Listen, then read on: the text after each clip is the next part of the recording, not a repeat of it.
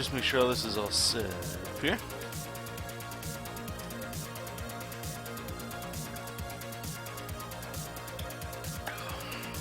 Apologize if it's too loud like usual. Just getting set up here.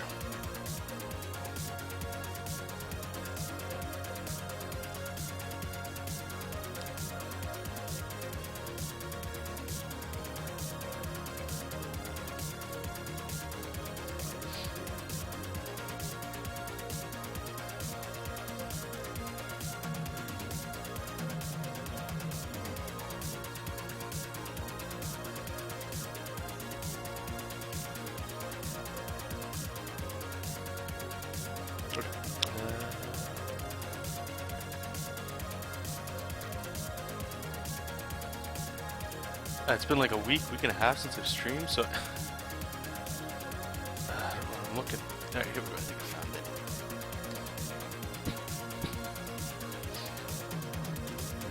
Okay, cool. It's all set up. Anyway, hey everybody. For those of you watching the recorded version, today's just I don't want to say it's relaxing, but we're just finishing up the first, well, this batch anyway. To you guys, it won't really matter, but these cards that we're still working on, I still work on them in batches, you know. And this is the last one for this month, which is always kind of like a great feeling because it always opens up more time for the rest of the month. So I try to hammer through, you know, without sacrificing quality or anything like that, as much as I can, as early as I can within the month. So it's the 21st, so you know, I only got like what, 9 days or so left of the month. But still, that's a lot of time that I can put back into like personal stuff and some studying and all that. Hey April, what's up? You playing games, or are you still drawn to?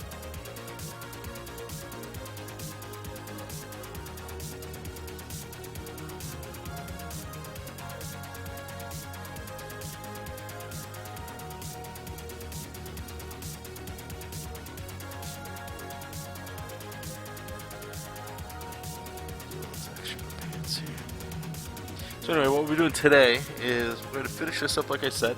Probably be another, I don't know, 45 minutes or so on this. If actually, probably shouldn't even take that long. And then we got some Patreon stuff that I'll be doing. Some backer rewards. So we'll be doing those as well. I'm trying to draw until about, what is it, 9? It's almost 9 now. For about till 11. And then I can start getting ready for bed and doing some chores before then. So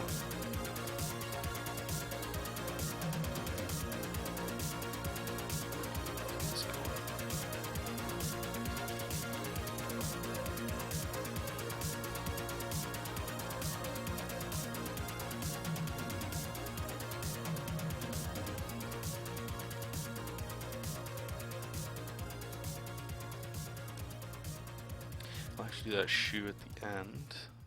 Let's get this other guy's stuff going here.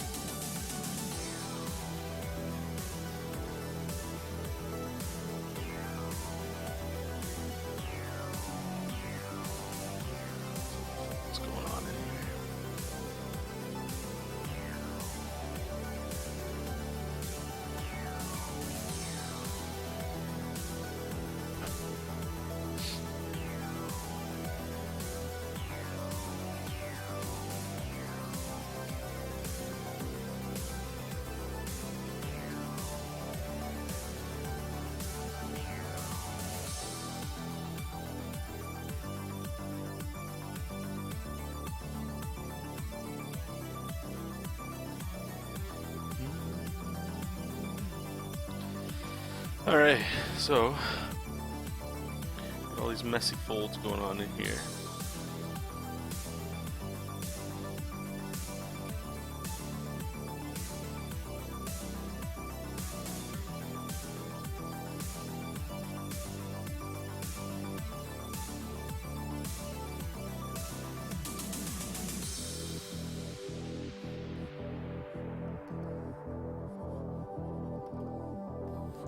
We'll do that shoe later as well.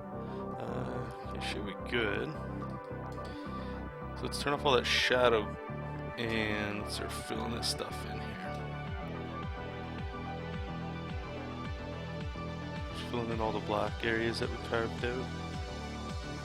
We can go in there and finesse them a little bit later just to see how the blacks are looking stacked together here.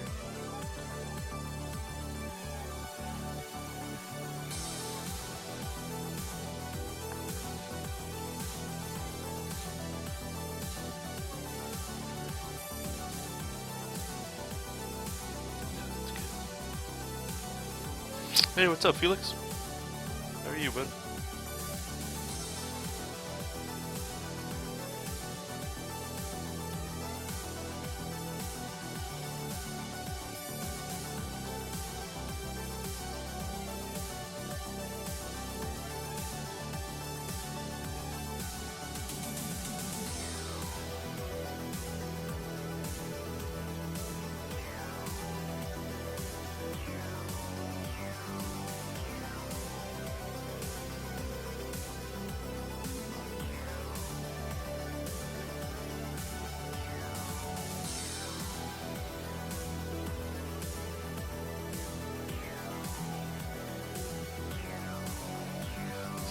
Any areas? No, it looks good.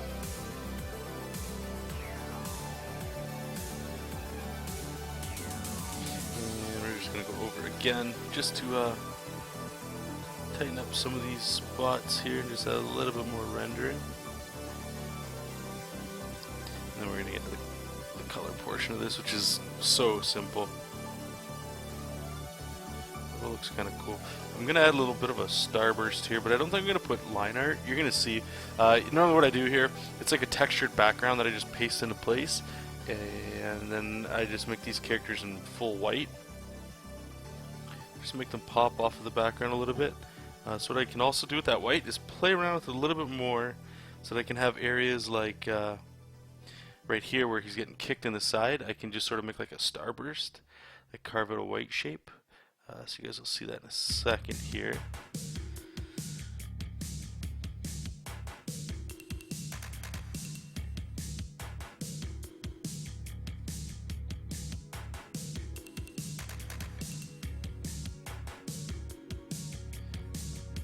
Do these shoes up here. The shoes I've been doing like this really thick ink on them. Almost to the point where they don't really even look like shoes. It's like the idea of a shoe.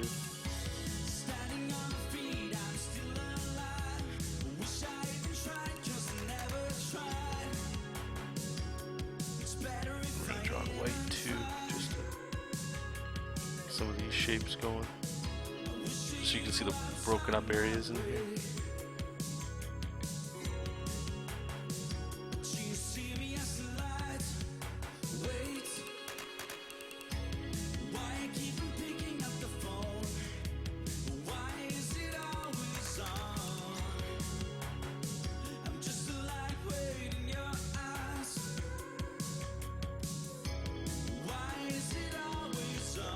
A little bit of like debris for impact. Break it through his back too. Make it look like the energy's traveling through a little bit.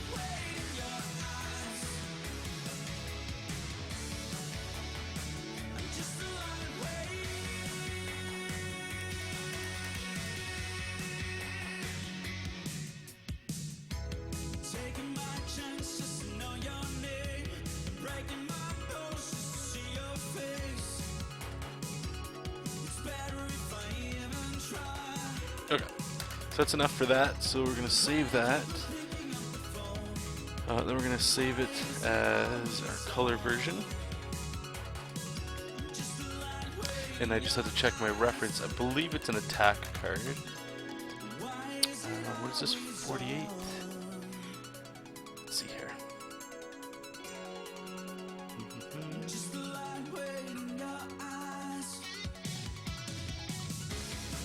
Yeah, it's attack. Its attack is red, I believe. Is that what I said? Yeah, okay. So what we can do is we can open up a red version that we already have.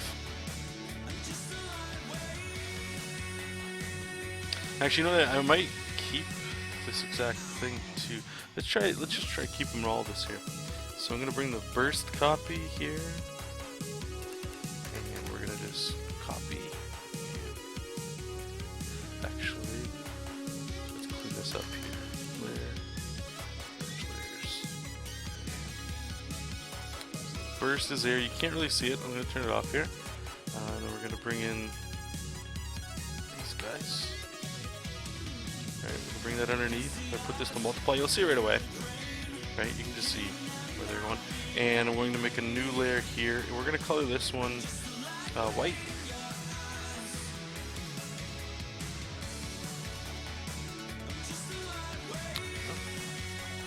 Let's make these guys pop.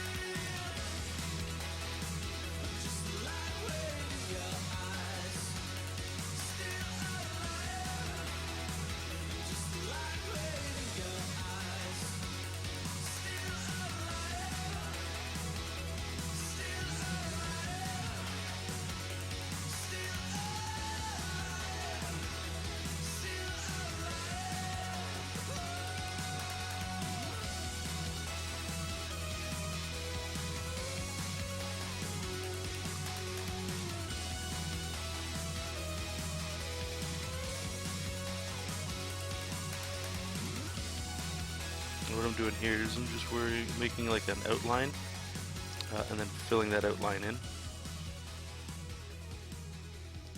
You guys have seen this a whole bunch of times. I'm sure you guys know all this right by the back of your hand by now.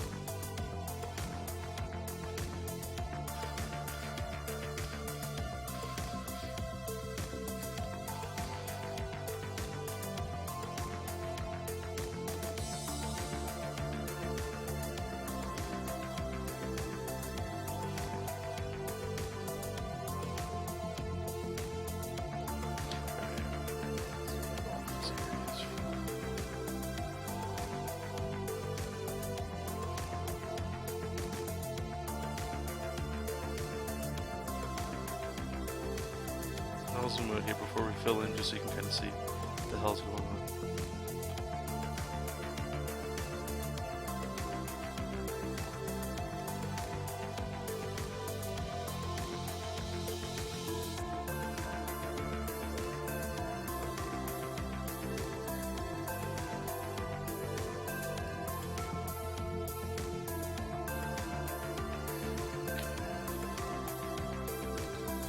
Select everything inside there. It's been doing that, I don't know why.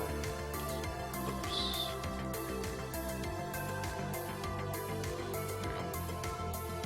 So it's pretty much what they look like, except like I said, I want to add that starburst here.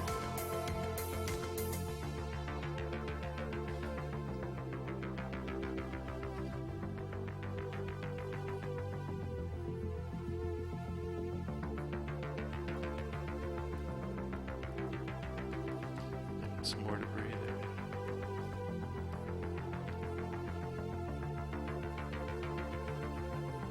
Like I said, we can get the energy kind of feel like it's spilling through the back of them, kind of like you would see in like an anime.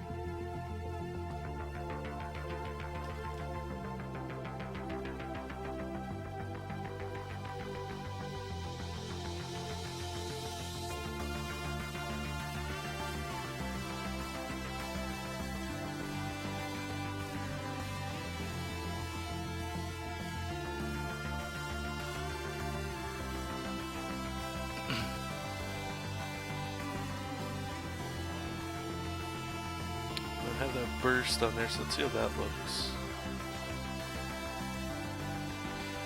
Like I dig it. I'm just thinking it might be too much.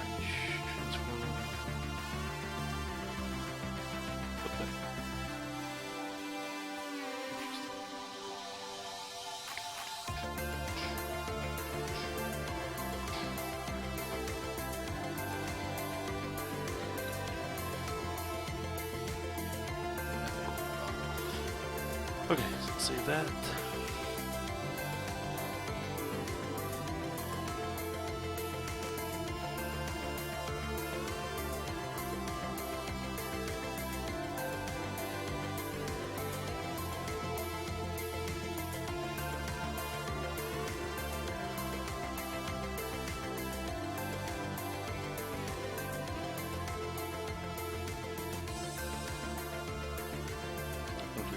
Exporting all these sizes here for my client.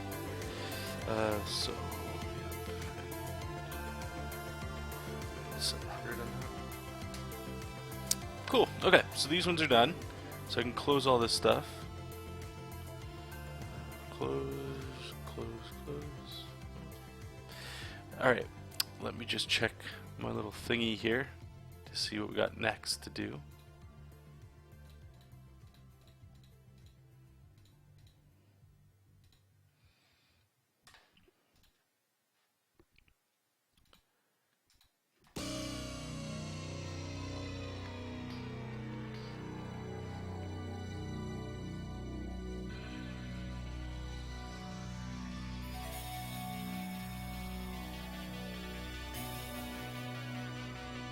Alright, this one you guys might dig. This one we got Ant-Man and Spidey hanging out like they're being bros. So I'm just reading some of the ideas the client had for this one. Like them fist bumping maybe, or Spidey swinging from Giant Man's arm while he's flexing. I don't know. But I know I want the size difference. Okay, so I'm going to use what he suggested. I think that's kind of cool. He's also got the Iron Man Spidey. Let's get our file set up for that.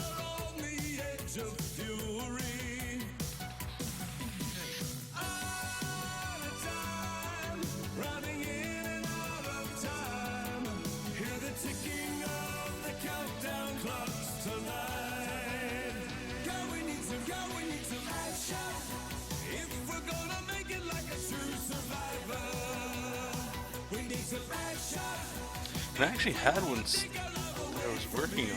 Let me open this up, see where we were at. Okay, so I had an Ant-Man. You know what? Instead of swinging from his arm, sort of what he had, because I know I've already got this one going, we can sort of put Spider-Man on here and still be small. Because what I might be able to do...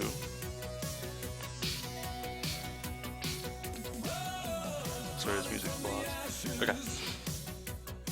Let's take a look here. Maybe we can...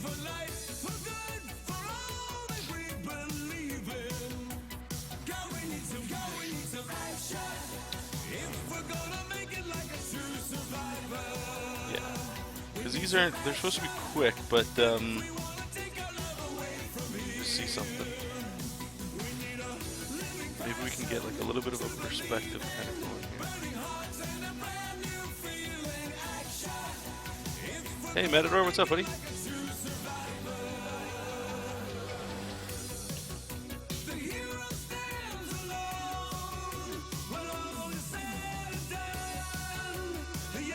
Quick grid here. So I'm trying to get it so that he's looking down on us a little bit here. Maybe we can get like a building or something. Change the perspective of it a little bit here. Two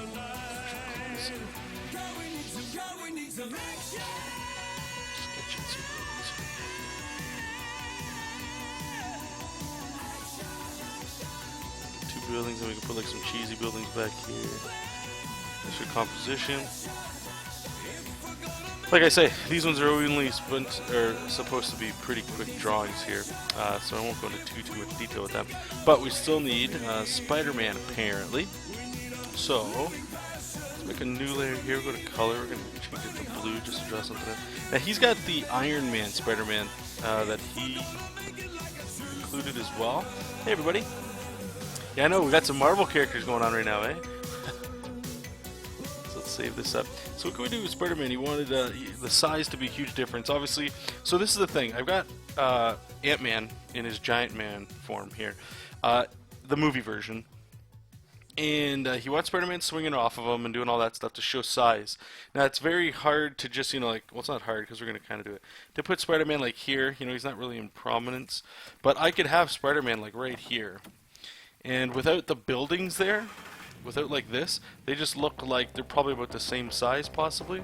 But the moment you add buildings, we all know, like as comic book fans, right, that Spider-Man isn't the size of buildings.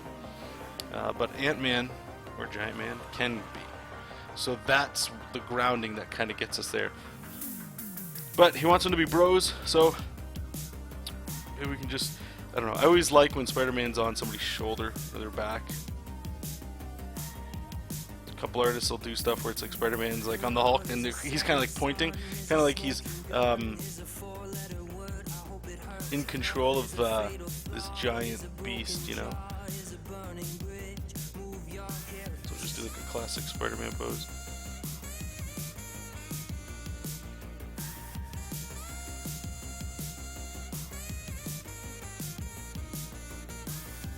That Spider-Man looks a little too big.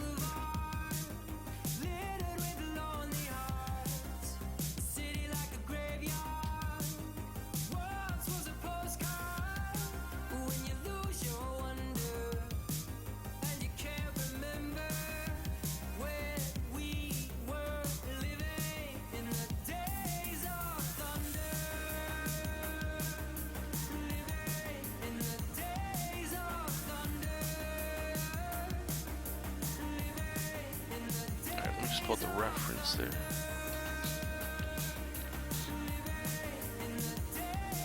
Spidey's costume is pretty simple.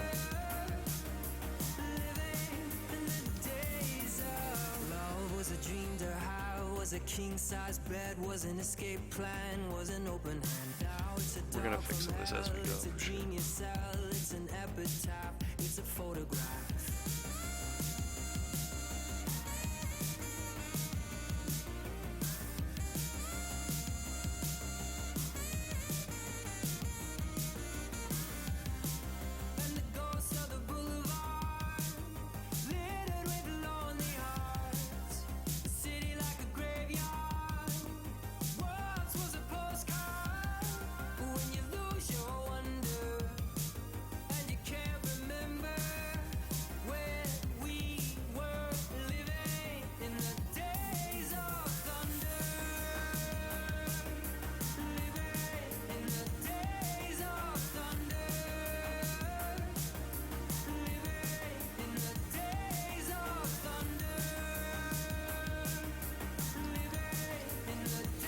Take a look here.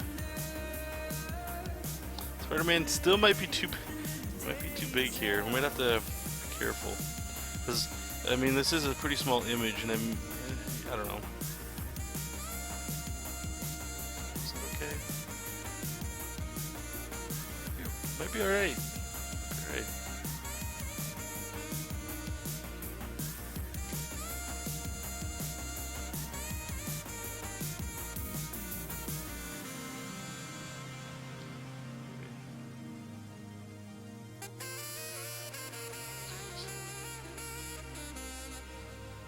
I think maybe if I put him on his head, because if I put him on his shoulder, I'm kind of wondering if Ant-Man looks like he's, he's kind of, what the hell is that guy on?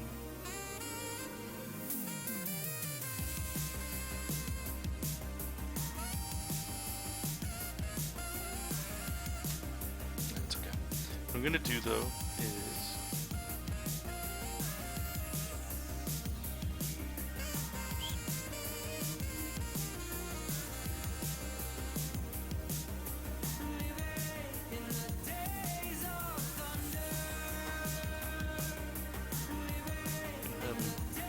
is point it.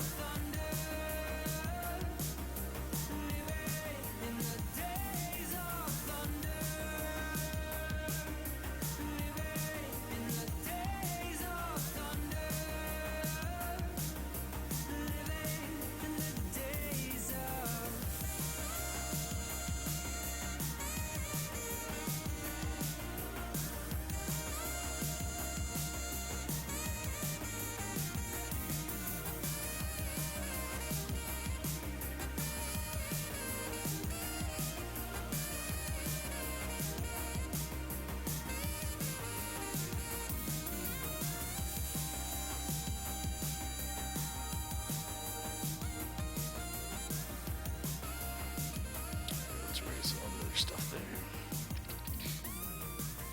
Yeah, it looks a little bit more fun.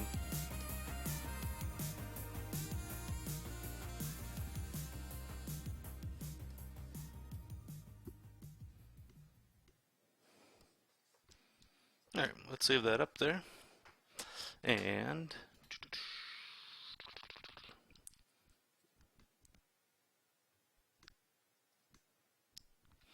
hey, how's it going? Do you have a Twitch account? I actually, I literally just made one before I streamed here on Twitch called Scribbles with Jonathan, to keep it all the same. I'm thinking I might try streaming over there. I'm not sure. Like I enjoy YouTube too much, so it's very easy. I'm now used to it. The whole process is better. The only reason I have an interest in Twitch-ish, possibly, is just the amount of people that are there as well. So I might be able to pull in some of that crowd. I think I might, I don't know, we'll see. But yes, I do have an account there, but I haven't really streamed anything there. So I really worried about it there. Yeah, Will, he broke into Marvel 2 or 3 months ago. Yeah, he was showing me some stuff as he was working on it. It was obviously, yeah, huge congratulations to our buddy. If anything, he proves that just keep going, don't stop, keep trying to do what you got to do, right? Van, hey buddy, does he have to be on him if he's web-slinging off the building in front? It could. So here's the thing. This gets a little I don't know, whatever. But this is just for the YouTube or our Patreon sketches every month, and they're $15. And I mean, this is, I guess, what the business or whatever you guys say kind of goes into it. But they're usually just bust sketches. This one is a little bit of a special case, and normally I don't ever do 2 characters. So I've already kind of got like a full scene going on here. So I got to be careful, sort of like what I got going on and all that, because speed's the name of the game on these, especially when it's going to take this long when I'm putting some buildings in here. But I'm actually going to do the buildings right now. You're going to see what I'm talking about. It's nothing dramatic. You guys are going to see. But try to find ways to make it still cool and worth people's money. And obviously I want people to like it. I don't want it just to sort of be like, you know, it's okay. That'd be the worst.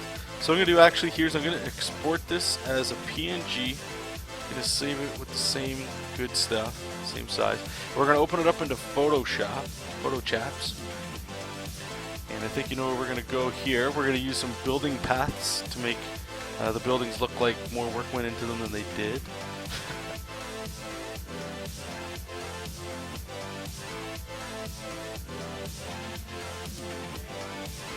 And besides the DC Comics Guide to digitally drawing comics, where I first saw this at all, where I work at the video game company now, or I have been for a few years now, they've kind of shown me, and this is true of any entertainment industry, the power and trying to have some foresight into trying to maximize asset reusability. What's an asset? That might be a language you're not used to. An asset would be like what we're about to do with a building path. So by spending a little bit of time making building paths, and if you have no idea what I'm talking about, you're going to see in a second. But by spending some time to build up a library of that, when it comes time to things like right now what we're doing, I'm able to speed it along. We do that all the time. You guys, if you've ever played a video game, you've seen it. Mario the original Mario Brothers is a great example. Look at the repeating things, like repeating blocks, repeating sky texture, cloud texture, grass. The grass in Mario is the same as the cloud, just colored green. It's the exact same asset. And it's things like that that help you get through the point of what you're doing faster, right? Or hopefully that's the point. So here we are in Photoshop here. I'm just going to also open up, I don't know where I saved this one. This one's actually on Freddie's site, Freddie Williams' site. He's got a whole bunch of free goodies on there. Should be under master reference. I'm looking for my perspective. There you go, perspective path.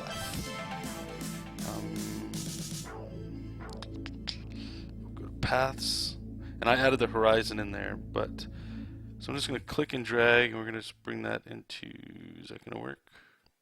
No, of course not.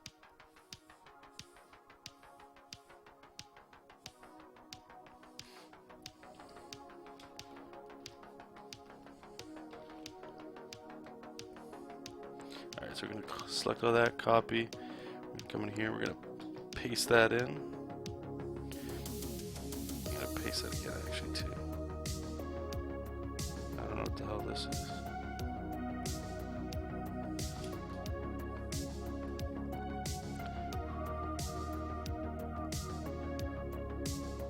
Oh, right, okay.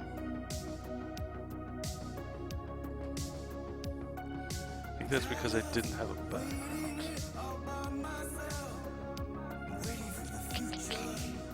Okay. So what we're going to do here is I'm just going to, just in case here. Sorry guys, I haven't actually been in Photoshop to do this sort of work in a while. So I think I just need to duplicate it. Let's try this again. Copy. Image mode, let me just make sure it's all cool. There's channels, paths. Make a new one, paste it in. Should be good. Okay, good. And I'm going to duplicate this so that I always have one to fall back on. Matter assets are mentioned a lot in Flash animation. There you can save into your library, I guess, materials. Yeah, it's exactly the same. If there's ways that you can, hell, I would say most of us do that with our, what's the word I'm looking for here? Sorry. Posing. When you're posing a character. I have one where I always have like a person with their fist up. So it's like if somebody needed you to draw something quick. Or you have your classic 3/4 head or whatever sort of face you like to draw. If somebody asks you to draw a face of a character, you just default to that, right? It's different and it's the same at the same time. Like you'd be surprised. Actually, you can read a lot of comic books. They're called a stat. And what that is, like, you'll see the same background behind these characters if they're not really leaving the scene, and that just saves time. And really, it's the same sort of thing. It's just saving the, what's it called? Your assets, so that you can just make more and make it quicker. Because for a lot of the time, it doesn't even really matter if everything you do is brand new and unique all the time. And you'll get different opinions on that. I'm not going to debate that right now. I just want to bring it up as something that you might be interested in. So you can see here what I'm trying to do is line up these lines. They're going to turn into our perspective grid. And in Manga Studio, you can sort of do this without this. This is Photoshop's version of doing it. And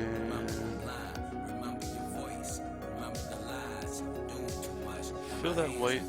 So we got a white piece of paper here. And I'm just lowering the opacity here so I can see a little bit better of our perspective. So I'm going to have that there, and we're going to make a new layer. I'm going to grab our brush, and I'm going to make it 2 pixels. So it's small, and we'll do it in red. We're going to stroke that path. Is it this one? I think it's that one. Stroke it, let it do its thing. When I click off, you'll see what it did. Again, for those that don't use Photoshop. So as you, like, we've got our perspective grid happening. That's what we're doing here. And it's really not that necessary because I'm not going to be going in there to do a lot of work, but I need this to line up our path. So you'll see. If you're new to this, I hope this is sort of blowing your mind. It blew my mind the first time I saw it. I thought it's like I stumbled upon some gold when I saw it. Alright, so we got lines coming down, and this is a 2-point perspective, or 3-point. So we've got our vertical line there. Now we're just going to put in basically our left and our right perspective. And it doesn't matter too much, right? So I'm not going to spend too much time there. That's fine. We make a new layer, and I'm going to color this side blue. Do the same thing.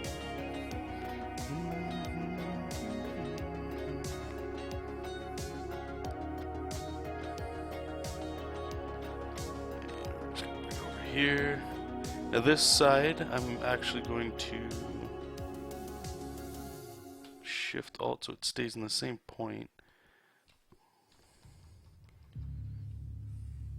just so that all the vanishing points aren't on the same side, or like not as close together, so that it doesn't look like everything's getting crunched. And this one will go with like a baby poop green.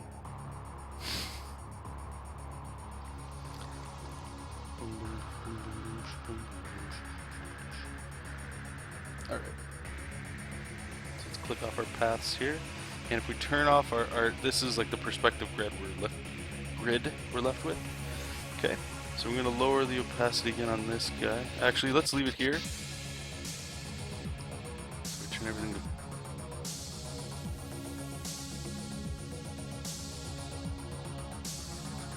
let's say our opacity here. Okay. Got our brush, and I'm going to work this because thank F that Manga Studo is so awesome that it can open up Photoshop files. So I'm going to leave all this stuff so we can worry about doing contour lines and stuff later, but all I'm doing now is just sort of following kind of what I had before. Get a little fancy here, and I'm just going to make boxes, and these boxes are going to be the shell of our building.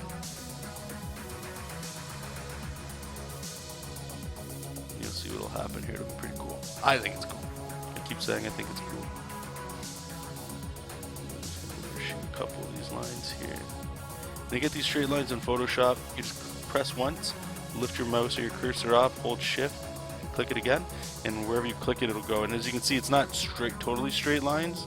You kind of get used to it after a while. If you guys remember, like way back when the channel first started and stuff, Manga Studio 4 was really what was out at the time, but it was Photoshop. I never really heard of Manga Studio. Photoshop, I think everybody's heard of. And even the book, the DC book that I was reading, that one was all Photoshop. So the roots of all this stuff is still there. And really, there was a few videos I was making where it was like how to do exactly what you do in Photoshop in Manga Studio. If you guys remember those videos, those were fun. I'll zoom out here in a second here just so you can kind of see. Alright, so this would be our first box. Alright, so if I turn everything off here, you can kind of see. That's all it is. It's just that thing. And then we're going to put a building face on it and it'll make it look sweet.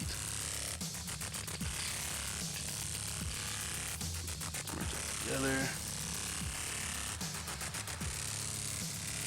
And I want his arm to come around the building. I think that'd be kind of cool too.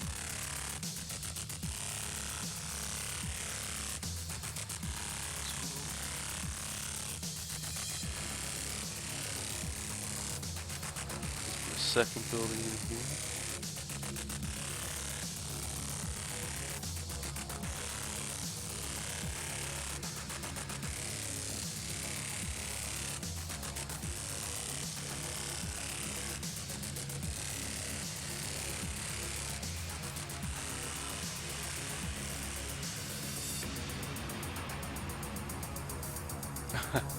That's no good.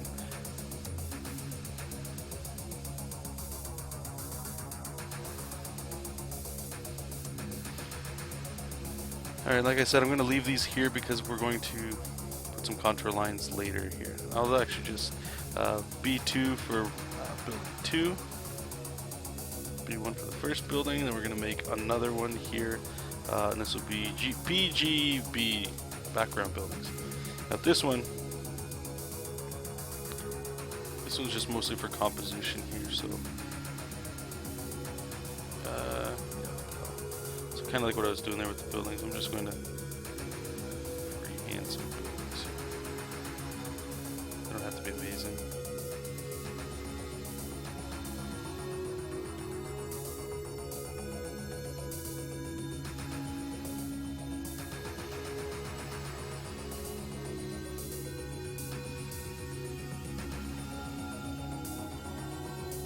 It's more like just silhouettes of buildings, right?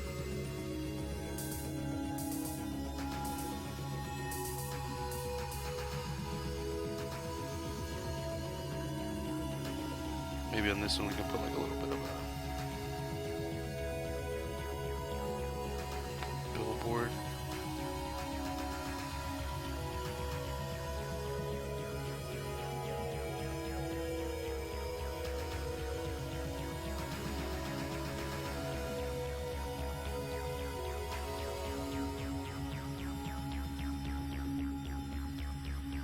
Yeah, sorry, you guys let me know if the internet connection is balls. Because I don't know, sometimes like right now it says, and it always says this, and some people struggle with it, and I apologize for that. It'll say bad video settings, and I'm not sure what I'm doing here to fix it, but please, you guys are the ones that are going to let me know if the stream sucks, so I can always go back and see if there's better ways I can improve on it. Hey James, how are you? This is a Patreon reward, so every month, if you donate $15, you can get like a sketch like this. This one is a little bit more elaborate than I normally do. I'll show you guys a couple brief ones that I like. So the same person, they wanted Hellboy. So this is more a little bit along the lines of kind of what I've done. And this person has been awesome enough to have this going for a few times now. Oh, I didn't even notice. That was actually cool. We already started the line art, so I can kind of pull this in too. Nice. Nice. And then the other one here was a Scarlet Witch. This is where we're going to go with the other one, Ant-Man. Getting more with the markers and stuff like that. Yeah. That's what we're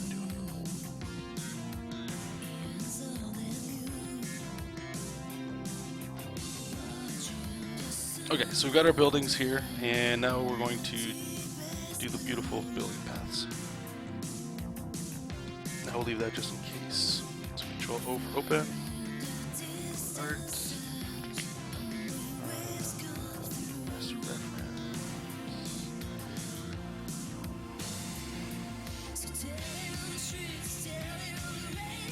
Building paths.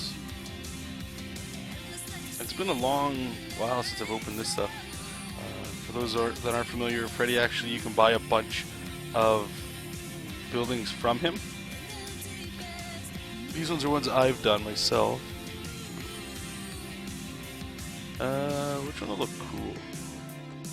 I like this one. I always like this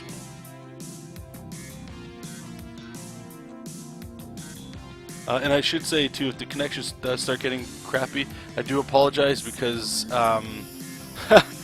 Photoshop is just a pig with this stuff. So basically, this is a sign that somebody loves it. Yeah, no, absolutely. Patreon has been amazing. I know I don't want to say you can't. It's good to it's nice to expect. There's no, like, I have no fun way of talking about money. It always sounds a little greasy, but there's people that really enjoy what you do, and then there's people that are willing to spend money on what you do. And if you can curate those people that are willing to pay for you to do what you do, or to support you, or they just like your style, right? Like, we all have artists that we like. Those are, like, I don't want to say the true fans, because that's not necessarily true. Not everybody has money, right? The fact that you guys are here today at least tells me that you're at least interested in stuff that's going on, right? So it's not, you can't make somebody sound like, oh, well, they don't like your stuff because they don't pay for your stuff. It's not anything like that. However, those few people that are able to help you know, it's really awesome that I'm able to do that by just doing what I do, which is drawing, and just it can be whatever. And in this case, it's just people enjoy seeing like a certain character that they like, right? And let's be honest, I'm drawing Ant-Man and Spider-Man, so it could be a lot worse, right? Okay, sorry, I got distracted here. So this is just so you guys know. Again, I do talk about this, but I haven't really messed around too much with the paths in a while. But please buy the DC Comics Guide to digitally drawing comics, because Freddie talked about all of this. There's a whole bunch of other resources you guys see me do. I pulled a lot of the stuff from him. But this is generally how we're going to do it here. So I've got my path that I made. And just go to Edit, Transform, and then we're going to go to Distort. And what Distort does is it allows us to basically put the points where we want them, right? So I'm going to put a point. Actually, I'm going to go here, a little bit further down. That way the buildings aren't right up at the top. So it looks like there's a little bit of a ceiling in there. And this I always hated because it always gets weird. But you can hold Shift and move it. And what you're doing, or what we're doing, is I'm lining it up with the perspective that we made. That's why it was so important that we did that. You don't want to skip that step. And I think I believe the vanishing point looks like it's going this way.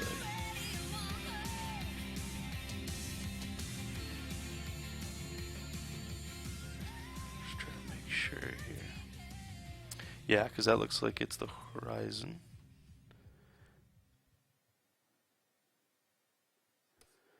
I believe that's right. Can always look a little weird. Okay, so I'm going to confirm that selection. And just like we did with the perspective, I'm going to grab my brush. This one we're going to make a 3 pixel, so it's the same as that. And then we're going to stroke that one. And then sometimes it comes a little too thick. But there you go. You can see really quickly. And we're going to go in and edit this up and stuff so it doesn't just necessarily look like that. But this is how you can quickly do backgrounds. Like, yeah, it takes some time to do some transformation stuff, but at the same time, let's be honest, right? The amount of time this is saving is again, where I was talking about assets, right? And you can actually do this too. I should have said. You can just select the whole thing here. We're gonna go start.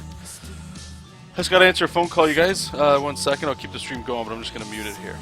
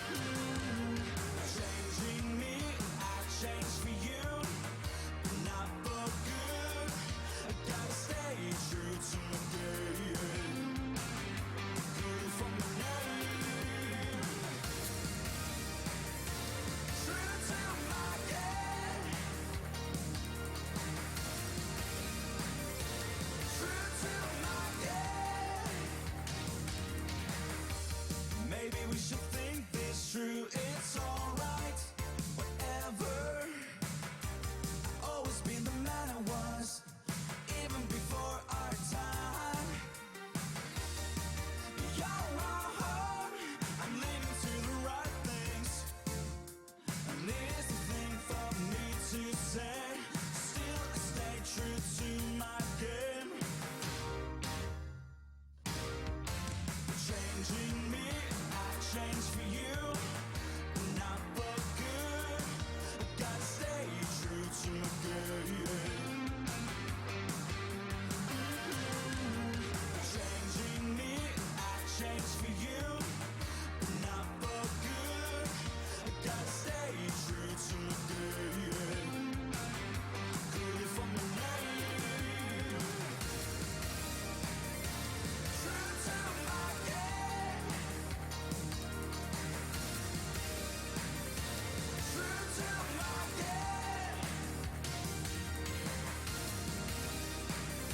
True to my game.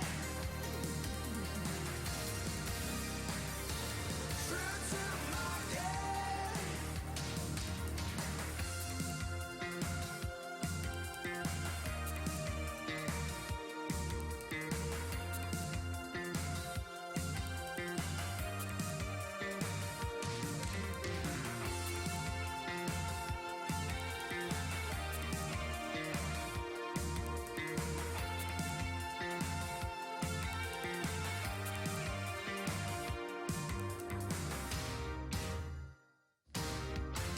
Changing me, I change for you, not for good.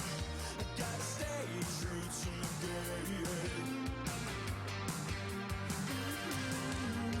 Changing me, I change for you, not for good. I gotta stay true to my game.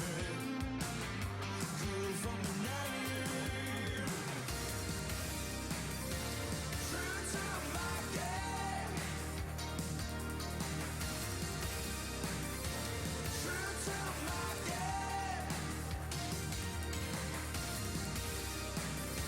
True to my game. True to my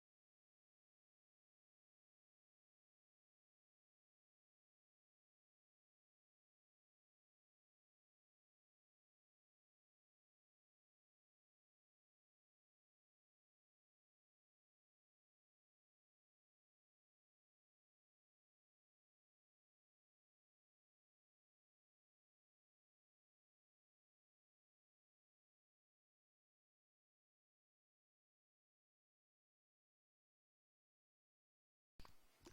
Okay. Where's my mic? There we go. Should be back here. Let me just catch up with what you guys were saying. I just want to apologize. I know a bunch of you guys had questions, so if you wouldn't mind, jam them back in the chat. I know there's quite a few flowing by, and I was like, oh, there's some fun questions there. I'm just drawing Ant-Man here, or Giant Man, we should say. I just need to get my reference off screen here so I can still talk with you guys and girls and lads. And this is, I guess, the reference I got here was from Captain America or Avengers 3. And I'm taking obviously some liberties here with the costume. It's kind of the same, but it's mostly just like, okay, I don't want to draw all that detail, so. Hey, Fire Freak, how's it going, bud?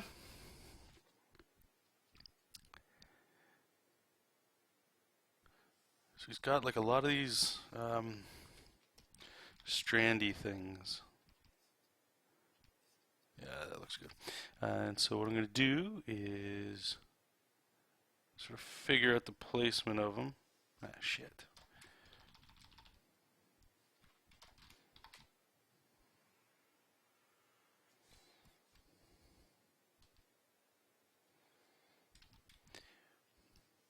This honestly is probably one of the coolest tricks that that book talked about that I've used even at work. Just being able to draw shapes like this and then turning them into line art has been so huge. And maybe it looks gross, but it's been so awesome. Like right here, like bang, those are lines now. Like that's massive. I don't know if any of you guys do that, or some of you guys might not even like the look and all that. That's cool. But if there's just one thing I got out of the DC book, there was just that. It just changed so much because like it makes intricate costumes like not as big of a deal anymore. Like Iron Man, like there's still some some stuff, but this helps so much with helping just drawing in general because like you can do silhouetting, like a shape like you've seen us do. Like we'll just do like you could do something like this, right? Like, let me get like a big old nasty brush here. Okay, I don't know how well this is going to work, but maybe I'm making a rock here, right? I can run that, and it looks kind of jaggy, but once it's on print, it'll be fine. Right, and then you can start turning that into like a rock.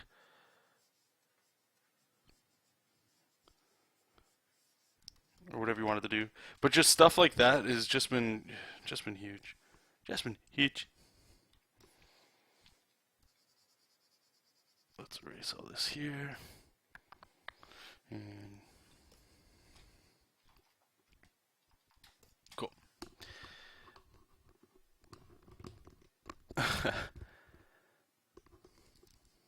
Yeah, I was on autopilot, eh?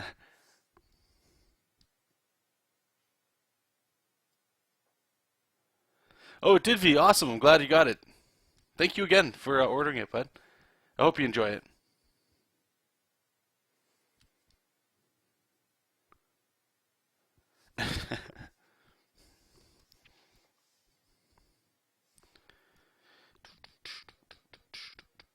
I wonder if you could actually record. Here, let's just try something. This has nothing to do with this, but I just want to see. Because this might actually be kind of funny here. So I'm going to make a new one called, we'll just call it LOL. I'm going to start recording here. And I just want to see. So we're going to make a new layer.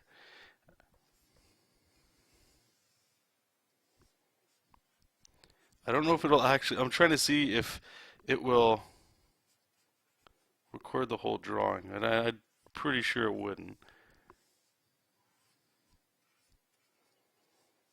I'm not quite sure what the point of recording an entire drawing would be. Get this devious guy. Get some rendering going in there.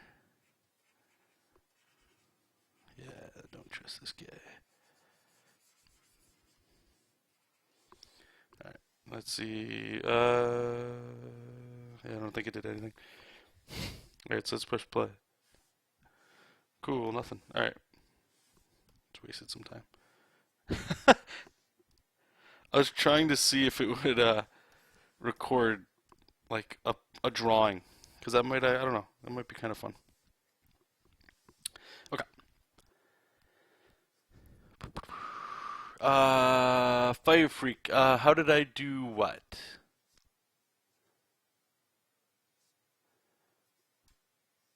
Hey, Pillowhead.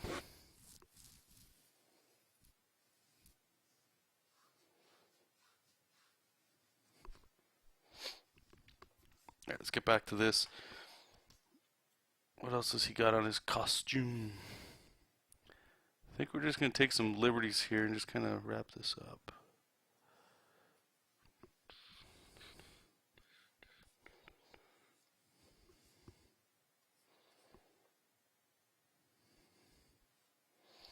We'll get the anatomy going here, and then we're going to use what I was just doing. We're going to use a whole bunch of that for the tech stuff on Ant-Man. Sorry, Giant Man. Let's get this right.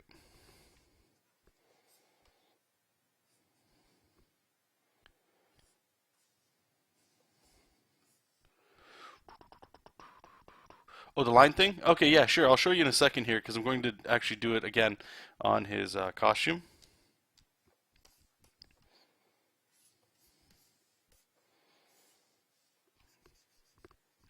Give me 1 second here. Okay. So what we're doing, let me show you here. So you make a brand new layer, and basically any pattern or anything you draw on that layer, this thing will affect that, okay? And I've recorded the whole actions, or the whole process of it, as an action in Manga Studio, it's called, so that I can just press a button and it'll do that action, okay? So what you're looking for is you're kind of looking. It's a little different to think of it at first, but then you get used to it. So the thickness you're drawing, so like the black outlines, that's going to get turned into a 3 pixel brush if you're working in the mode that I am. And three, or I think I got 4 pixels here that I'm working in. So what does that mean? Well, if you do thin lines like this, you see how it starts to kind of get dark. Like it's fine. There's nothing wrong with it. But you know, the bigger the brush, not that it necessarily looks better, but you can kind of see where it starts to get the applications going there. And I'll show you what it's doing as well. So I'm just trying to find the size. That looks about right. So 17 for future reference here. So what this does is this lets me kind of, we're gonna have some pinstriping going on Ant-Man's suit. And what I can do is I can sort of get sloppy with it, right? So what we end up doing is, because it's on its own layer, we can hold Control and click the layer itself, and you'll see you get those dotted lines. And we're just going to shrink the selected area. Like I said, I have 4 pixels, so shrink it by 4, or maybe it's 3. You'll have to finesse it, but the principle's there. 3, maybe it's 2. Weird. Reduce it by 2. And then I fill it with white, so that way it fills everything over. But if you didn't want to do that, you could just press delete, and you would still get the same thing and see through it. So sometimes that's the application you want to do with that. But again, like I say, I have it on a path. So what I'll do is I'm just going to correct some of this line right here. I don't want it to go too far over. Like that. I just press a button and it does it automatically. And I just make a new layer and keep going. And what's awesome about that, obviously, is because you can just keep going and it keeps things going fast. You know what I mean? So it's good stuff. How is veganism going? Veganism is going awesome. Starting to get some, or looking to start some local activism here in Windsor. Some signs and be those weird people standing outside on the corner, just trying to get people to ask some questions and think a little bit more of the decisions we make, that's all. And whenever you tell people that what they're doing might be wrong, or people assume veganism's an opinion and all that stuff, well, bound to get all kinds of shit shows. So other than that, it's going good. It's going good. We actually just had a big march here in Toronto 2 weeks ago. We had 1,000 people. It doesn't sound like a lot, but I mean, there's a lot of vegans showing up, you know, more and more every day. But it just shows that more and more people are open to at least hearing what vegans are saying and just checking it out. You know, just checking stuff out. Even if you don't care about animals, that's fine. There's a lot more reasons to be concerned about it. I would say more so, especially if you got kids, and if you're at all interested in, you know, not to do the fear mongering stuff, but the planet's not. I would say the planet's not doing too good. There's this George Carlin thing, an old comedian. If you guys have ever heard of him, I hope so.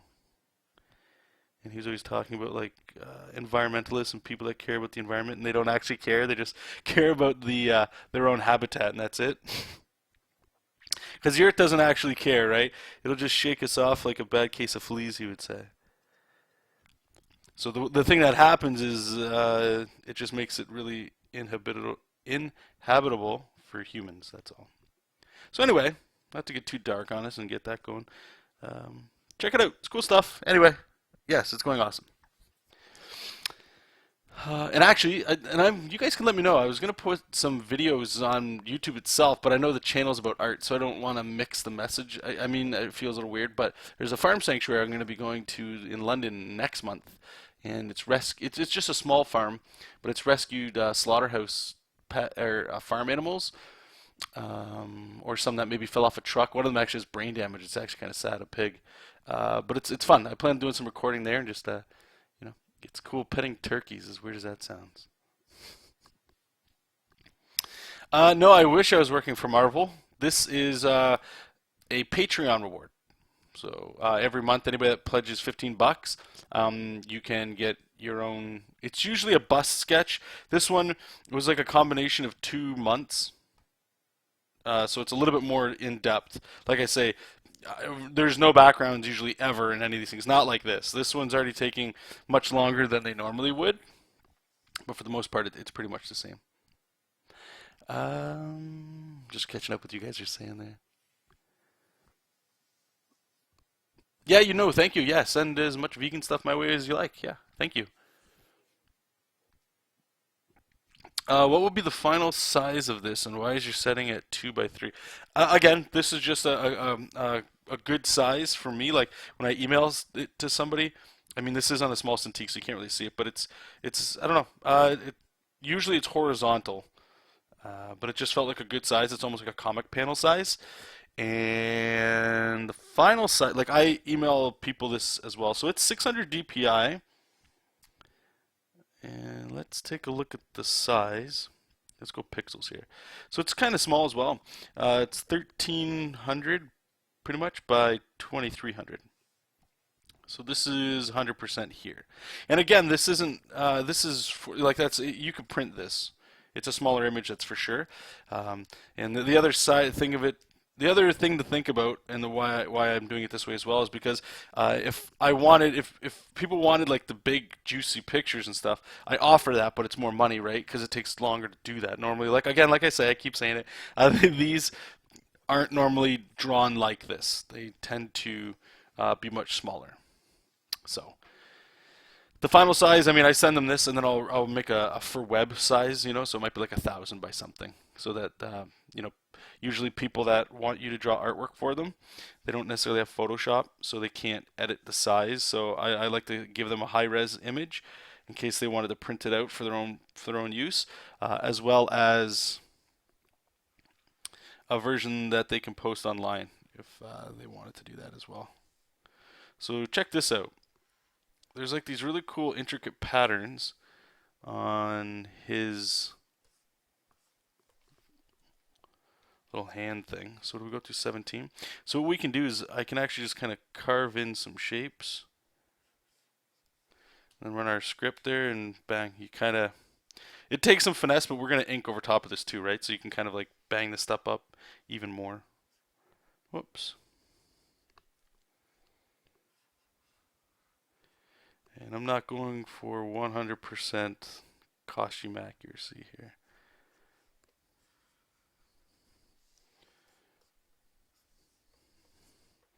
How's that hand look? It's a little flippy poo.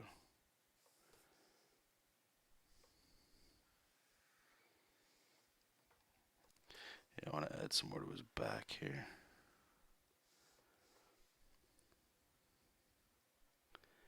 I'm just making some detail stuff here to hopefully give the illusion that I didn't just add all this in the back, that it was purposefully and masterfully put there. Put it there. Oh, no problem. Yeah, thank you. Thank you, at least for having, like it's like that common respect people have. I do appreciate that. Thank you. So, John, have you dabbed into the animation in Clip Studio? No, I have not. My niece has, but I think she moved away from it and got into Toon Boom, it's called. But no, I just don't have any time to mess around with the animation just yet.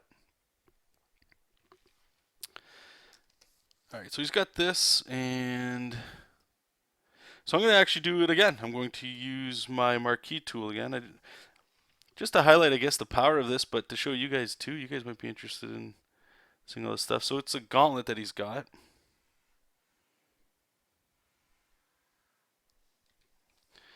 I think I just up this side.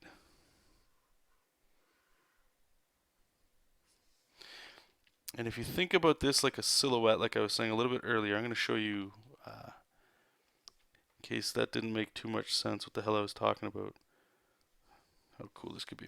So a silhouette would be this here. Let me turn this background off. We don't need to see that. So the silhouette would be the shape that it is, right? Like, it's crude, but that's like, that could be Batman, right? And you can just cut out his eyes. But the silhouette is the shape, right? What do we got? 1 circle, 2 circles, 3 circles. You got Mickey Mouse, right? It has to be a distinct, unique silhouette to be interesting. That's just the way the human eye works. So, in thinking of it like that, you can make an interesting silhouette and then, again, turn it into lines, which is great, which helps out big time. It's another tool we get in our toolbox. And I'm going to continue to do this here. So, and what this does, you'll see, and we'll add some line art to it as well. But this gives us an excellent starting point for theoretically extremely complex areas. Like if you can draw pretty much anything, like cars, all kinds of stuff like this.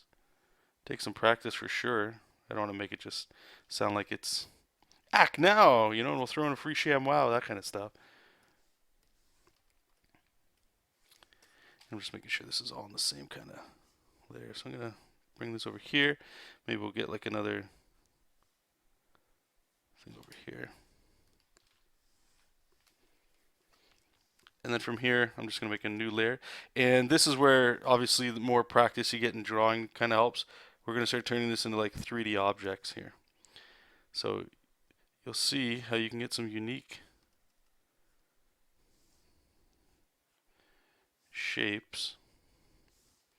And sometimes it's not always perfect, right? Like right here, this should go like that and then come down. So that just means we need to erase this here. All right.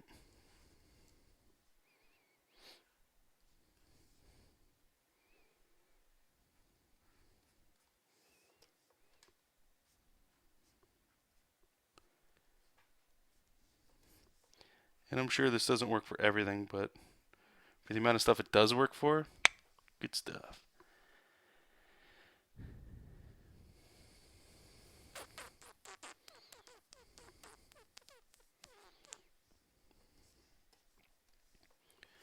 Let me see my reference here, what we're supposed to be looking at. Alright, so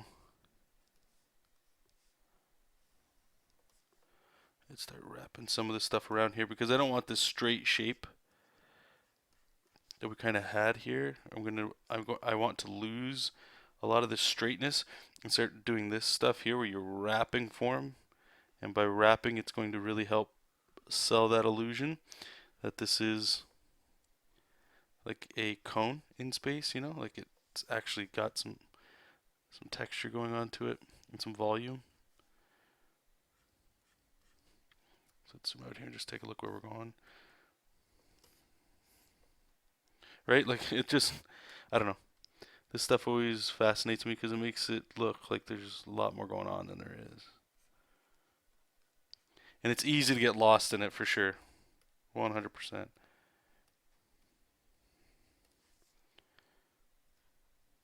Just cleaning it up a little bit. Right, so I'm going to walk away from that because, again, you could spend God knows how long in there. And you can see we got like a crap ton of layers here, so we're going to start cleaning some of this up in a second. Let's get back up to, let's go to 15 here. I want to add just like a trim around here. And you'll see this sort of thing in a lot of,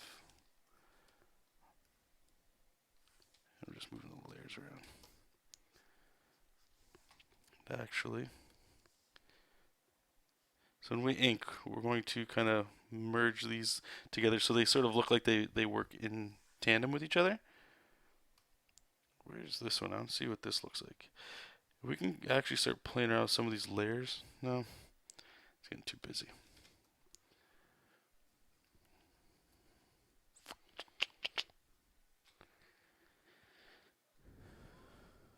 Hey, Jessup.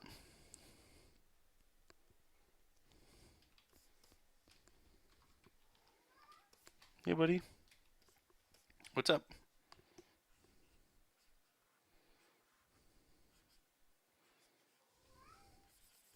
Yeah? What's up?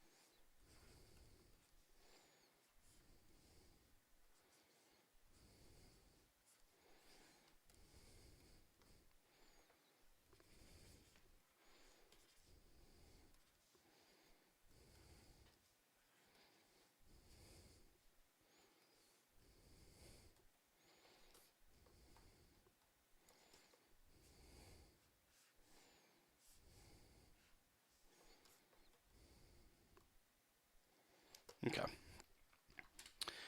We're going to go back to doing the dirty stuff here.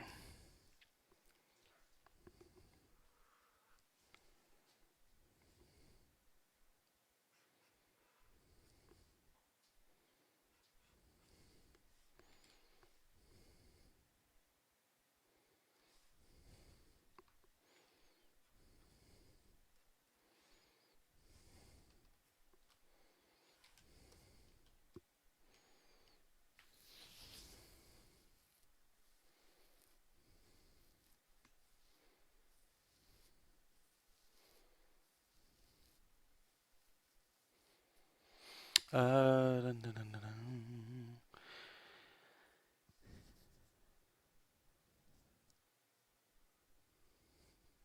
So what's going on here in the chat, Matador? You're feel like you're stuck or something? Or am I getting it confused with someone?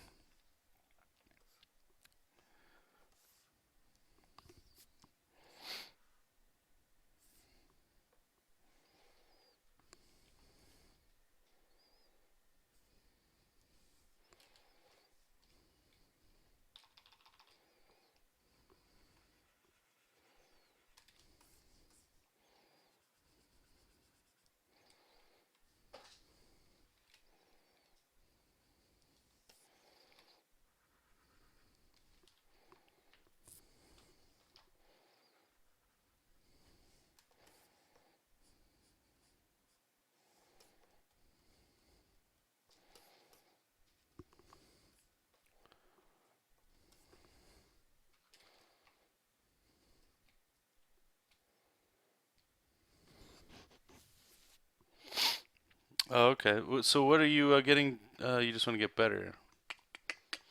So okay. So where? Let's do some constructive criticisms here. Do you have like a link to your stuff anywhere online that possibly shows uh, stuff from a while ago to stuff recent?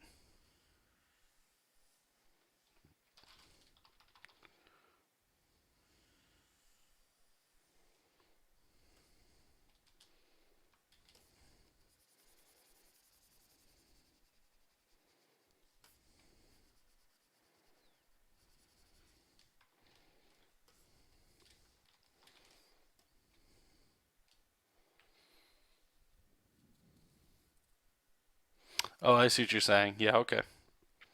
Just that natural sort of frustration you get from drawing.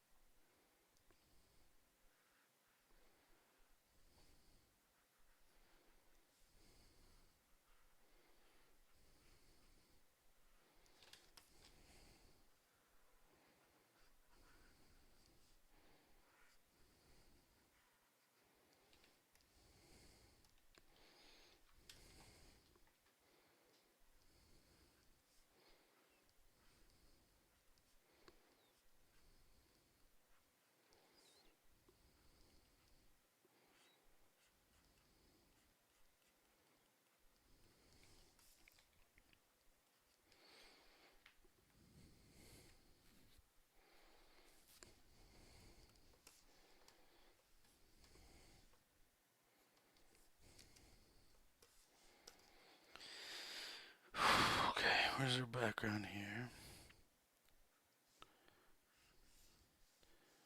So I'm going to start cheesing out the lower part of this guy here. Just because this is taking a while, and you're not, I would assume you're not even going to notice, oops, the lameness if I do this well enough. Oh shit, how's this going to work? Sorry for my swearing, you guys. Trying to figure this out. Alright, well, I think I'm going to have to manually do this guy's contour line, just because he's behind something and then in front of it as well. And that gets real complicated when you're running that path. Okay, so we got this. Oh, we still got Spider-Man to do on top of all this. And thank God he's actually pretty small, so we can hammer through it. So let's go ahead and get our one last time. Erase all that.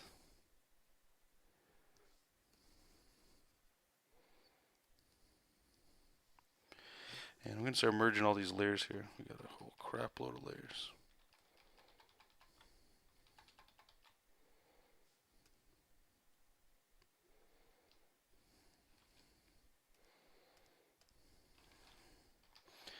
And let's make a new folder here. Call that Ant-Man. Save it.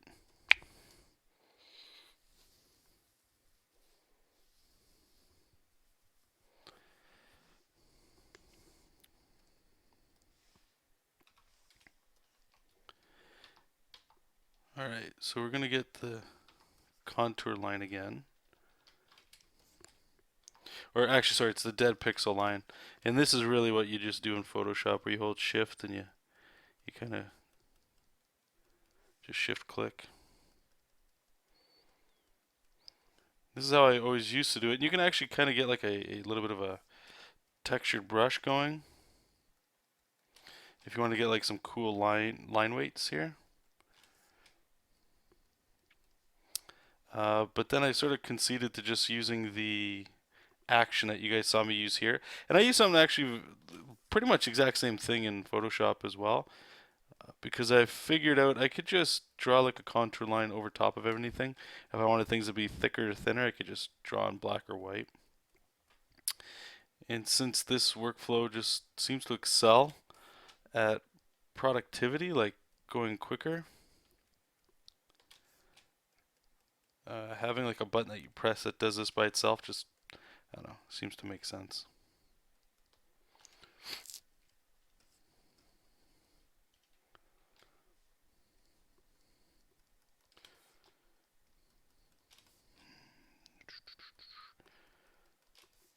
So we're going to add some, just this first pass of line weights here to the arm going in the front.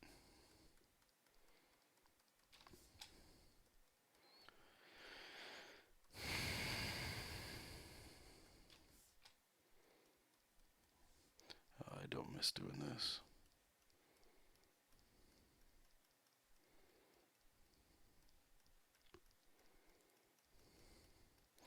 And I guess sometimes when you do this as well, like, because it's just connected straight lines, it's not like smooth curves. You can fear that it won't look smooth. And I suppose that, there is an argument for that. You can get like the curved line tool out and just do that to make sure everything's like that. And that's more dependent on your style, I suppose. But ultimately, if this sees print or even web, once it's shrunk down and stuff, like, a lot of these things smooth themselves out. Plus, like, let's be fair here. Let's remember what we're doing. There's a lot more that's going into this besides just this flat line. Like, even if you weren't doing anything, and like, we won't be doing a whole lot of inking. It's mostly just line weights, and then using like our Copic marker that I have here to do our shadows. And because of that, things tend to, there's not much detail to focus on. So your eye sort of skims over something, unless you're staring at it for a very long time, then you might start noticing things. So I'm just going to put the contour line just very thin like that, because you'll see once I erase some of this stuff so the background's still there. Actually, I don't even need to. Let me just zoom out here, see if I forgot anything. Yeah, I forgot the whole inside.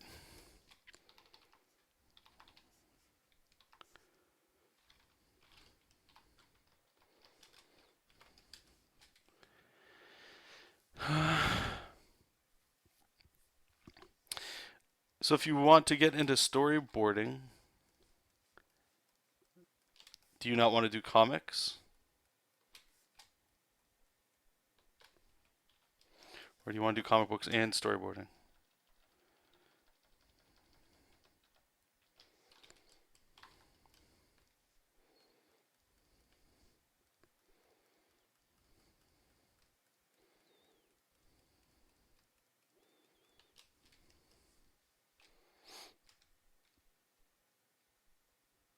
See you later, James.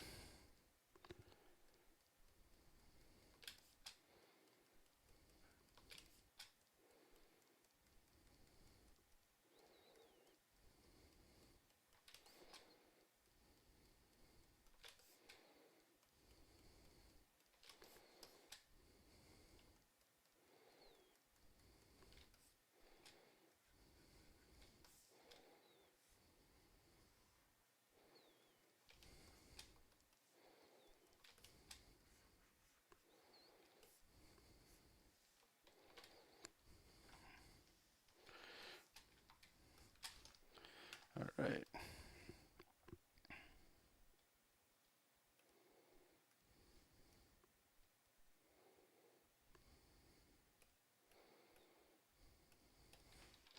So I'm going to go in here and erase all this stuff here. We don't need this anymore.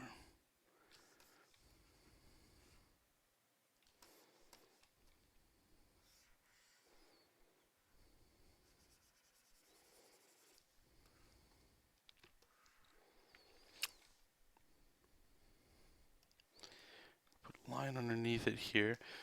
And this one we're going to draw in, I'm going to do red for, or there's just a weird color. And we're going to fill it with white. And the reason for that is that way anything this guy is in front of, he should block out. And his background should actually be behind everything. It shouldn't be that way. Yeah, there we go.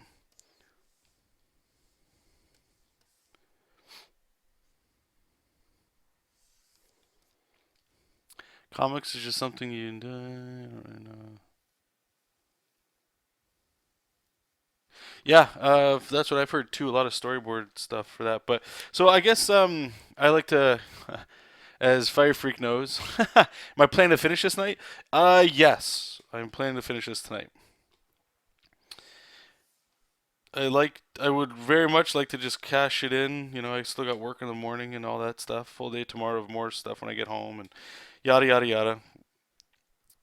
But I don't know. I just feel like I'm very close to the end of this one, and I don't want to just leave it. I'd rather just knock one more thing off the to-do list. But just to go back to Matador there, what I was saying with Fire Freak. For those of you that don't know, excuse me, Fire Freak is a very talented artist. Very fortunate to have him as one of my patrons as well. And we have a lot of Patreon Hangout meetings. And why I bring him up here real quick is because I like to ask a lot of why when people start getting sort of like lost. In Matador, it sounds, and I'm not judging or anything like that. I just, again, just asking questions. But it sounds like, are you just looking for a certain art field to get in as a career? Because I noticed you said you just do comics because it's something that's fun, but storyboards pay more. And I'm a firm believer of not getting into something just because of the money. But I'm also of the same belief of I get it if your art can get you a job that pays more than, let's say, like a retail or factory or something like that, then I would say by all means do that. If it gets you out of a current situation, awesome. But if you're only doing it with the long term of going, it makes a lot of money. This is just my belief on it. I wouldn't do that because storyboards, yeah, they don't take as long as comics. Um, but you still have to do the work. And if you're not enjoying, like, I think it was Mark Silvestri that said something crazy like 95% of the time drawing comics is work, 5% of it's actually like a lot of fun. So if there's not at least something you enjoy in the actual production of it, that like the long hours, if you can't find something in there, it's tough. It's really tough.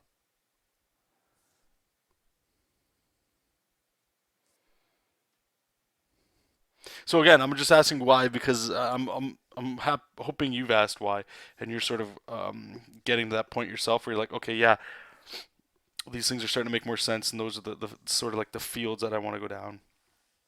So actually, here, let me just turn this off here. So background isn't part of this. I'm gonna turn off the sketch layer here. What is this? This layer. Let's kill that. So if we turn everything off, this is what our clean lines are starting to look like, and yeah, it looks pretty good. Starting to come together. Get the cheesy buildings in the foreground and in the background. I want to have something that pays the bills so I can make. Okay, so you don't have to answer this, and if just tell me to go screw myself if we're going into there. But how old are you, and do you have a job, or are you just looking for an art job? Because the reason I ask that as well is before I got the job where I'm at now, I was working two jobs of retail, and my actual art output for comics was greater than it is now that I work at a video game company. Now that I work at a video game company, all the drawing I'm doing and stuff, it's not comic books and it's not necessarily like my own stuff. Like I enjoy the hell out of it for sure, but it's different. It's different from when you're doing physical labor and you come home and now you can pour into your art as opposed to you're pouring your art at work and then you come home and then you want to pour more. It's very hard to do that. No, I love long hours. The struggle that comes to me comics. I would enjoy doing anything that involves storytelling. Okay, so maybe that's a little bit more telling, like what you're saying. Maybe you're just actually looking for jobs that uh, involve storytelling. So you might just be into animation, comic books, storyboarding. You just want to be in a more creative field. So you'd be happy. You might just be happy if you got storyboarding as a job. You might not want to do comics, or maybe a comic a year or something like that, just to get that out of your system. You know. And you got well, that's not good. Actually, you know what? That's a lie. If you're saying you got laid off, that might actually be a blessing in disguise here, because that might actually, like some people, you work at a job and it's comfortable and you want to leave, but there's nothing pushing you, And unfortunately, if you get laid off, shit gets real, real quick, and that might just be the drive that makes you go, you know what? Now's the time to take that shot, that chance that I keep putting off, or that I haven't felt comfortable to do. Do you know what I'm saying?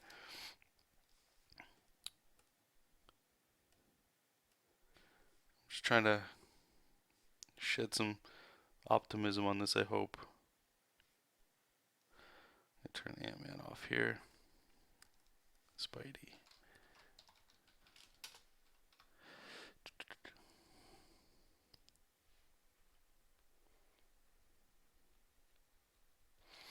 If I was a personal assistant for a studio, I would still be happy.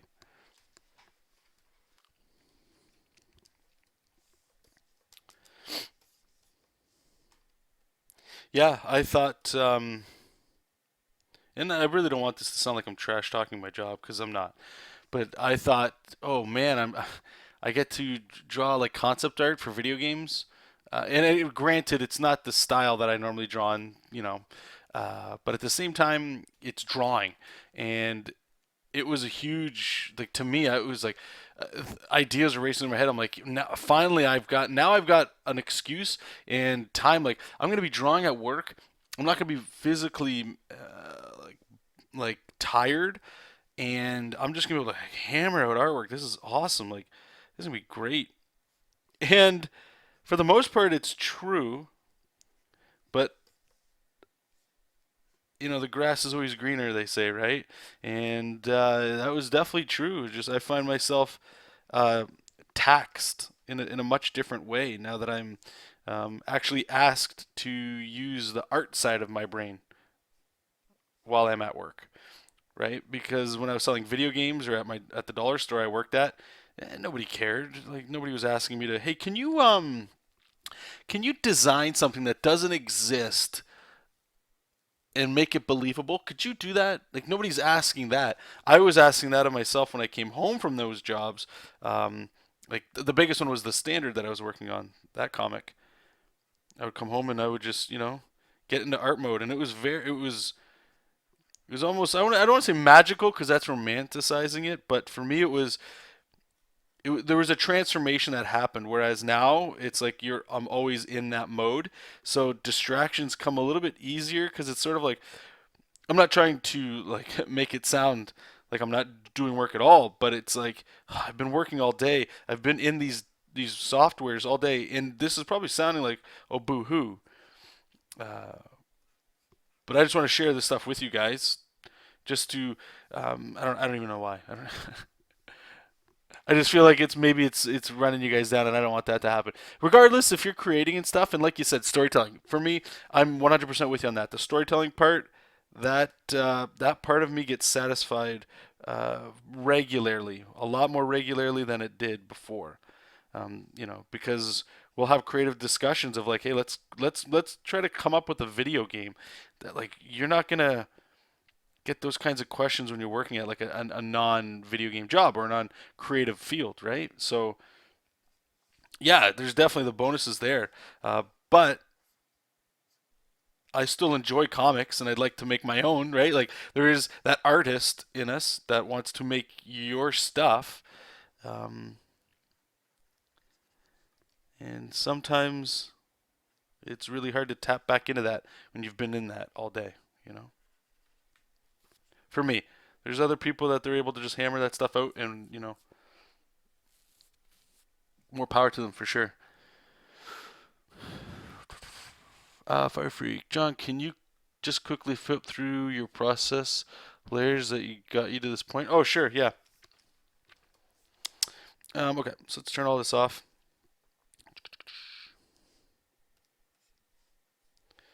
These ones might be a little harder to see here. Oh my god. Okay, you know what? Screw this here. Let's open up our older folders here. Okay, so the first thing we started with was, I think it's this one, which was just, it's Ant-Man and Spider-Man being bros, pretty much is what it was called for. So quickly just sketched in the figure, but they didn't start like this. They looked like this, kind of. And then you just start building more on top of it, fixing some stuff. Still rough. I want to point out, since you asked me to do this, and I have done this and said this before, and I just want to say it again, why I use like this, like there's pretty much no pressure sensitivity at all to this. It's almost like drawing with like a thick micron pen, and for the reason for that is I can't go in, like I'm forced to draw in chunky shapes. I can't go in here and render and make nice lines and build on things. It's just solid volume centric shapes, right? Because if it reads like this, then we can go in there and add all the fancy stuff for sure. So we had that, and then I brought this into Photoshop. Don't really have the file for that, but I brought it into Photoshop because in Photoshop I have the building paths here to make the buildings. Did all that, and then just got the 3-pixel brush here and started hammering out the line art. And everything from there is pretty much exactly the same as we've done everything. Like you can go back to any video on my channel over the last year, maybe we'll say 6 months, and it's all this dead line kind of stuff here.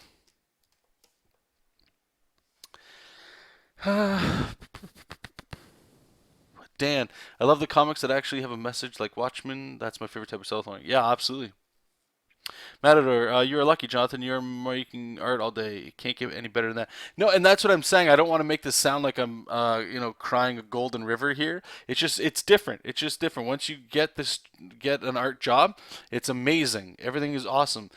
For me, like I was saying, the only difference here is you give yourself to the craft, right? Because you want to help tell stories and things like that. But what can be difficult, and what I'm finding more difficult, I'm trying to find ways to get balance because there's still life in this, right? Like so far, we've got a whole day of drawing.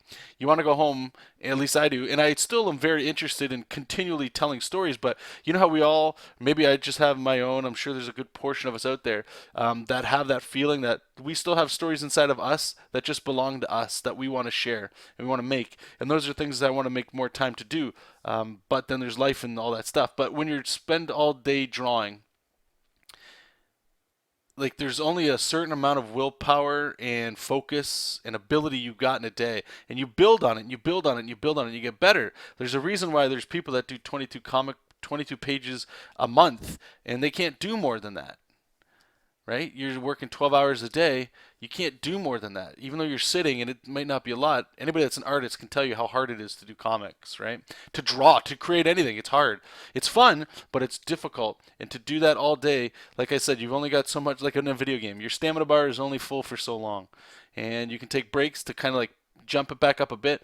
A good example here, guys, this is the perfect way to think about it. Even if you're working right now, how much can you draw on your day off? How much are you willing to draw on your day off? How many of you, once you have your day off throughout the week, you sleep in? You're like, I've been working all week, I'm sleeping in. Instead of waking up even earlier than you normally would for those jobs and going, you know what? I'm doing my stuff. I'm getting better. Like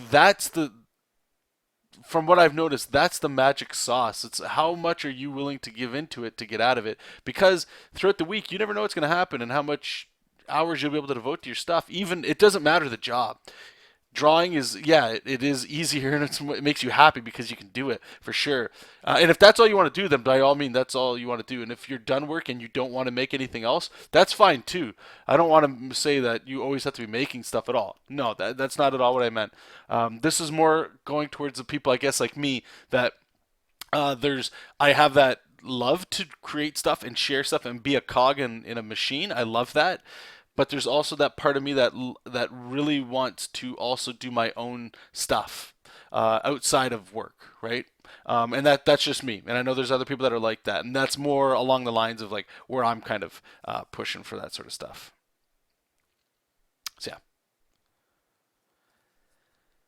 yeah. Dream scenario: I freelance as storyboard artist from 7 to 3, then home, then from 5 to 11 draw comics from home. Hey, if that works. You got to fit in meals on off days. Family and friends is the biggest problem. Well, no, they're gonna be, and not everybody wants, like, the wife, kids, picket fence, dogs, all that stuff. They don't want that life. And if you don't want that life, then comics and art is you're gonna have a very good career.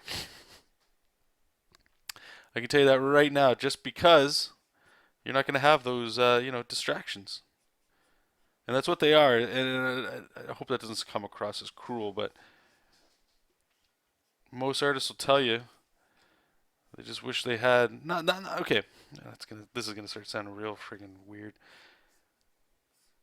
I don't think artists just want to be alone. But maybe speaking to myself here, my threshold for socializing is very little. I don't need a lot. I don't want a lot. I like it from time to time, and then when I get a lot of it, it's like okay, I like there's oil burning here, and we need to draw. We need to keep this going, right?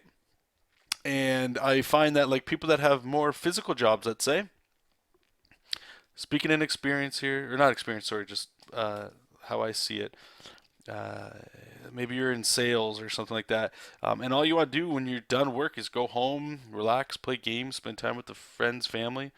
You know, that I have a part of that, but for the most part, I'm happy when again. It feels, I guess, maybe we're more like a control freaking kind of thing, right? Like I'm in control of working on my own stuff and my own schedule and my rhythms. If you're having a shitty day, well, I don't want to work today, so I'm going to nap for 2 hours, and then I'm going to, hammer it out. But if you got a family and kids and a wife or a husband, and people need you to go run errands and stuff, like now, there's a lot of you out there that are like that. I talked to a few of you, and the struggle there, imagine that, is like trying to figure out how you're going to keep motivated. The passion's there to do it, but you just don't have any energy. You're just taxed. You never know what you're going home into, right? Like, if you got kids, maybe, it's been great for a while, and you finally had an easy day at work, and you're like, you know what? You call the wife at home, and you're like, hey, I'm bringing pizza home for dinner. You don't got to cook. We don't even really got to clean. It's going to be an awesome day. Had a good day. I'm really, pumped to get home to, see everybody. Maybe I can sneak in some time to do some art and stuff. And she's like, "Yeah, it'd be awesome. I finally get to, do some reading and stuff. The kids are off to blah blah blah blah blah." Awesome. You get home, one of your kids got sent home from, some tragedy happened, something, and it's like, well, there that goes. How are we talking about this now? Where are we where are we going with this? When if I have money and the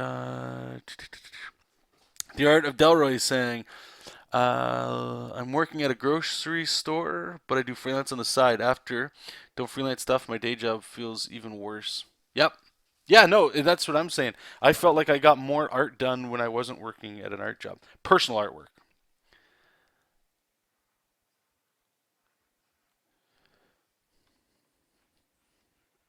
So this Spidey here is actually really easy to draw. And thank F that he's this small. So we can get away with a lot more. More for less, right? Alright, so we're going to merge, merge, merge. So he's all on one layer. We're going to use our wand tool to select him. And we're going to run our magical contour path. And what that path also does too is it blocks out all the background stuff, right? So pretty sure we're done with that. So if I put everything here, if I put Spidey on top of Ant-Man, he's going to put like a white border around everything. And I can move him anywhere I want, right? So maybe we want him a little bit down here so he's not in his face. Kind of like that a little bit better, right? And we can adjust the size of it if we want. If we want that contour line. Contour line looks good, I think. Yeah, it's looking good. Let's put our signature on here. I even have that done because I'm such a tool on this stuff here. We got master reference. Signature 2006. Copy. Paste. Transform.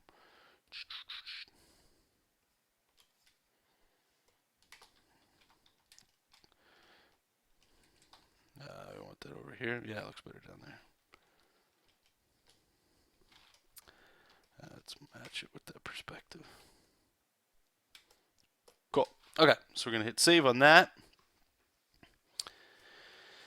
Oh.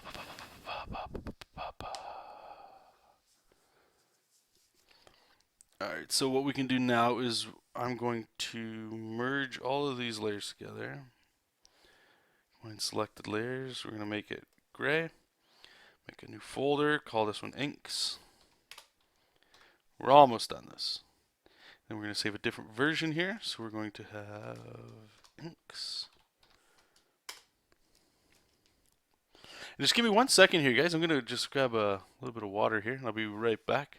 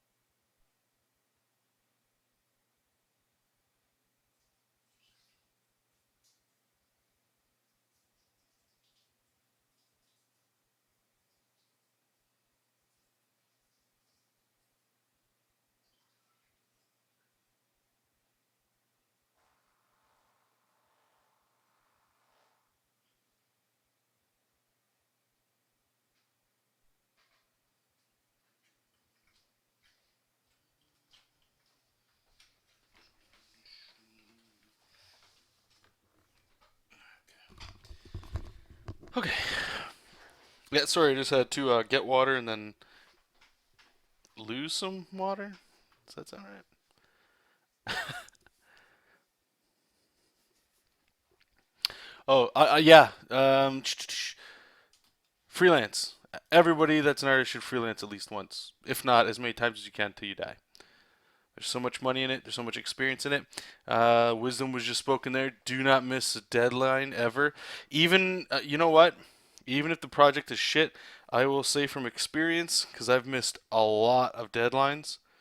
Usually it's okay, but it breeds real bad art habits that'll take you even outside of what you're doing. So don't be that person. Okay, so we're inking. What are we inking here? Let's go take a look at sort of like the reference, I guess, of what the ink quality has kind of been. This one was actually a lot more inked than I would normally ink these things. It was a lot quicker. There's a lot of like like armpit rendering. It's pretty sloppy, but it's usually I'm just doing like safe rendering here. So it's worrying like right here. Let's pick a light source coming from the top right. So everything on the left here, bottom left, should be darkened just so that it pops, right? Like we're trying to make it so that there's so many flat lines here that are the same width that it's hard to separate them. So that's what this whole stage is here. It's just like we'll add some dark here just to give a little illusion that there's some shadow, right? But already here, I'll just show you. Just in this, we've only added how many lines, right? When we turn that off, do you see how that just subtly, and it might not even be the best quality, but it it helps so much just by taking that one step to do this. And again, even if you don't ink, I've said this a bajillion, majillion, gajillion Google times. Please add this to your artwork, even if you just do cartoon style. Line weight will instantly transform you into a pro-looking artist.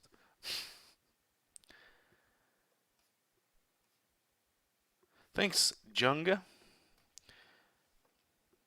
Appreciate that. Can't wait to get to the marker portion. Should be fun.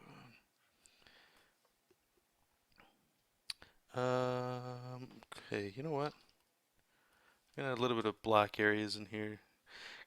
Like this kind of stuff. This will be fun to add a lot of heavy blacks to.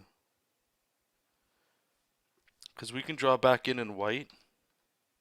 Watch, I'll show you. I'll show you guys. This is fun stuff. Alright, so we got a lot going on. It's kind of looking like Ultron.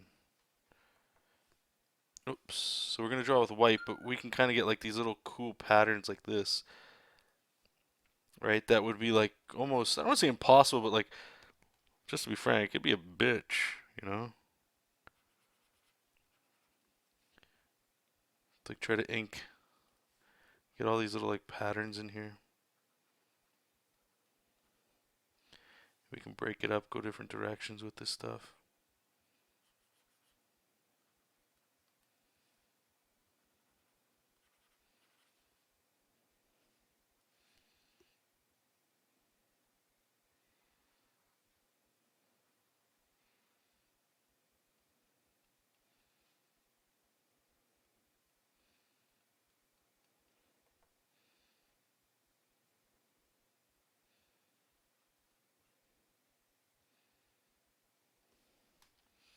Right. So if we just zoom out a little bit, it just looks like there's a lot more, like, look at that. Looks like there's so much detail going on in there, and don't get me wrong, like it takes practice to do some of this stuff, and this could be done better for sure, but it just gives it a look like there's a lot of tech going on in there, when there really isn't. Um,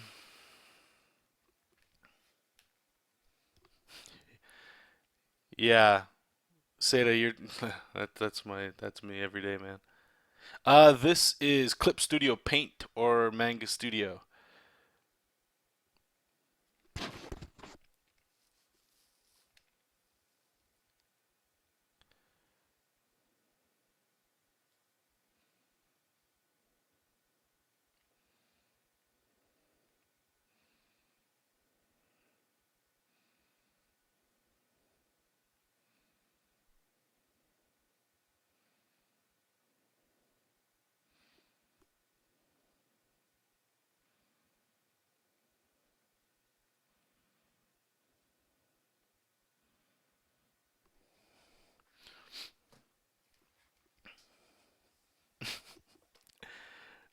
let's get back to it. Let's get back. Let's get to it.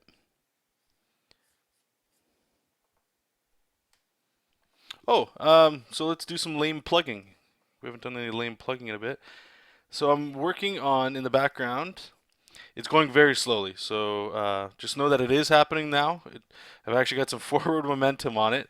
The heavy lifting is actually starting. I'm hoping.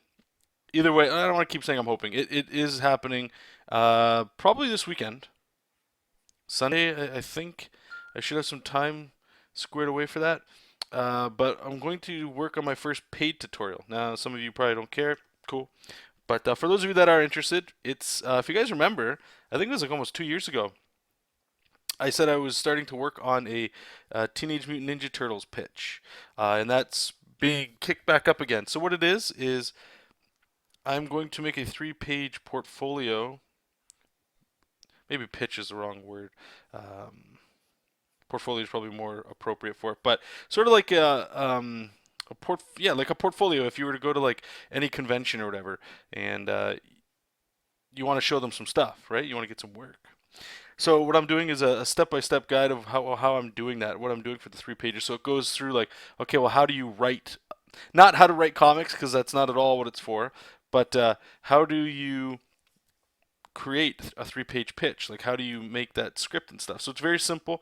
So I'm going to show how we do the plots and how to write that script just for yourself.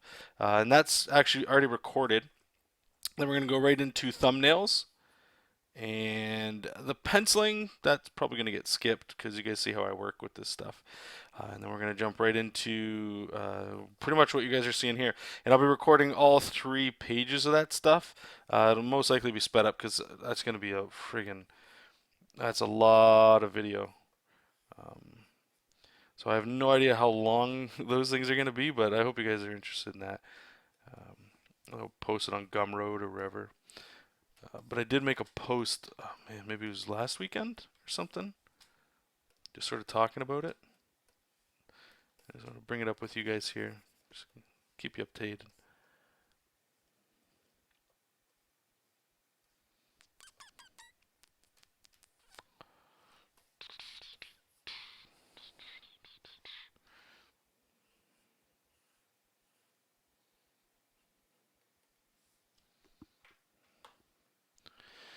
You're torn between continuing to draw comics traditionally or get into it more. I paint digitally, but line art is super weird and control. Manga Studio is, I would go ahead and say, the top tier pinnacle of digital comic illustration. SketchUp apparently has, not SketchUp. What is it called? I thought it was Sketch something. There's another one. Either way, Photoshop is fine. You just line art's a different. If you're used to digital painting, yeah, digital line art's a little harder to get into. But a lot of people use digital at some point. But hell, you could get into comics using printer paper and a pencil. So whatever gets you the best work you can do, that's what I would recommend sticking with.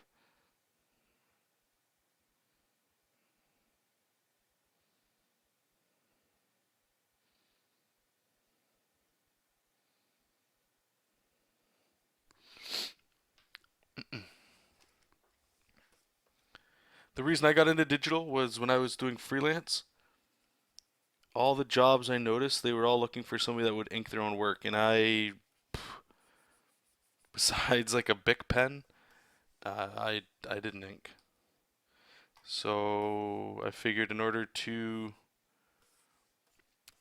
get more potential jobs, I had to find out how to ink. So digital seemed that I could get away with more.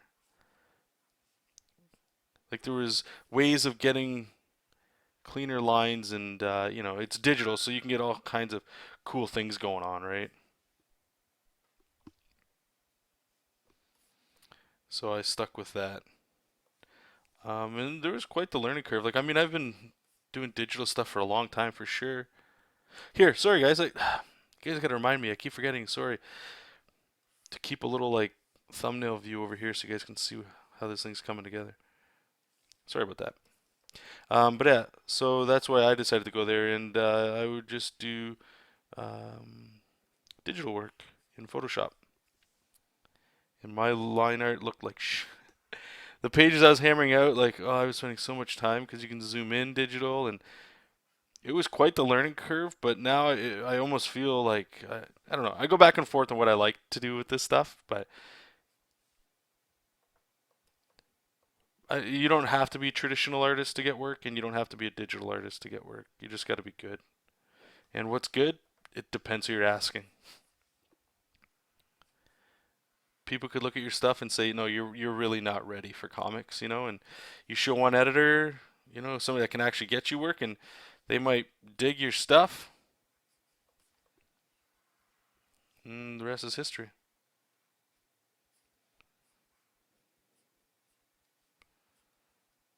So don't try not to get too lost in the story of what style do I need to draw in.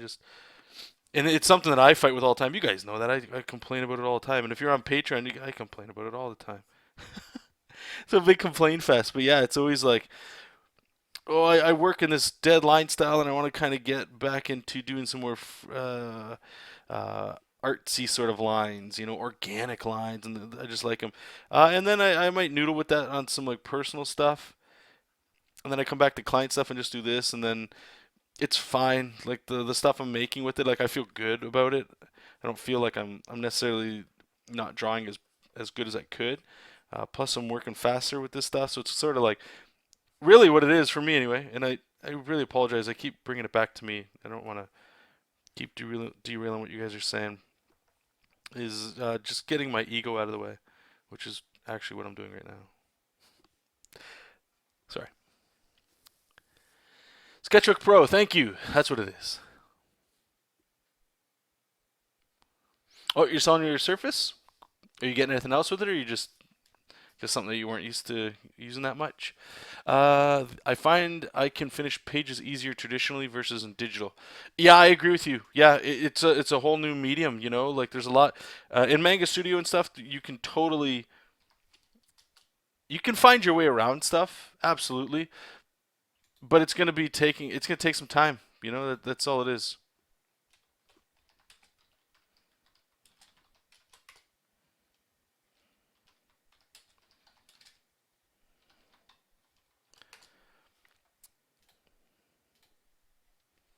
But if you give it some time, you might get something out of it. I know some people that spent, they'll do like a project digital just to see how it turns out, and they spend like 6 months doing this project digitally, and they're just like, you know what? At the end of the day, it just wasn't for me.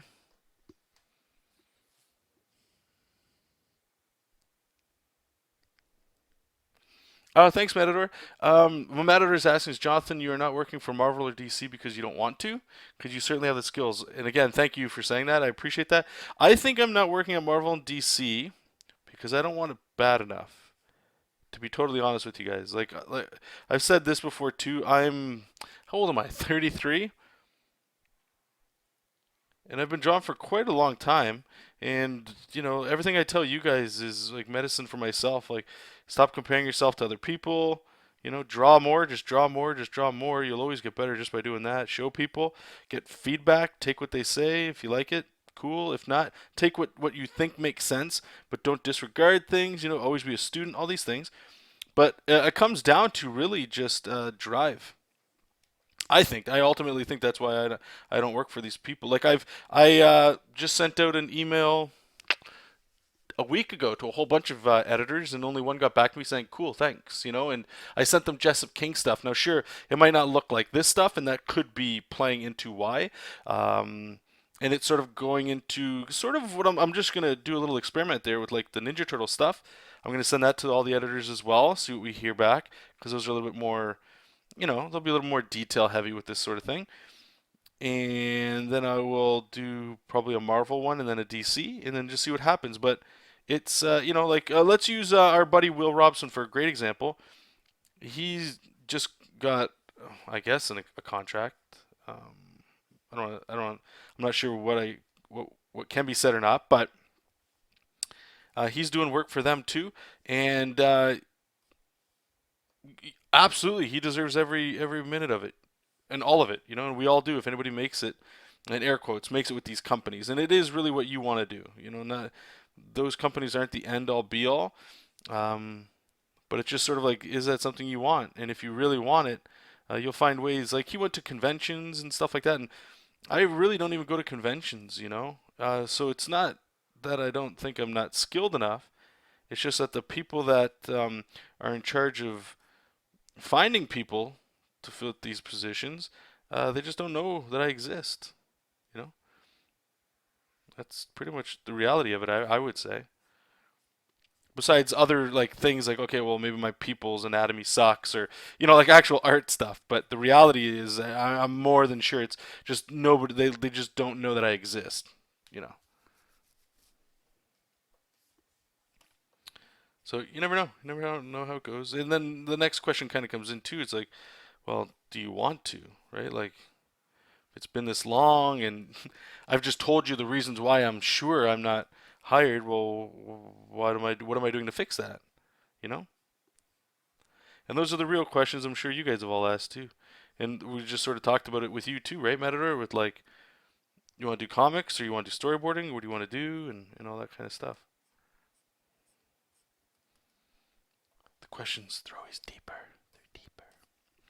See, so I'm adding some shadow. See, like, I actually really like adding that shadow on his bicep there, but I'm going to get rid of it. I'm going to get rid of it. Because I know if I add that, then that means I have to pretty much make all behind him in shadow. Because it just doesn't make sense that it wouldn't. And we don't want to do that. That's not what we're doing here.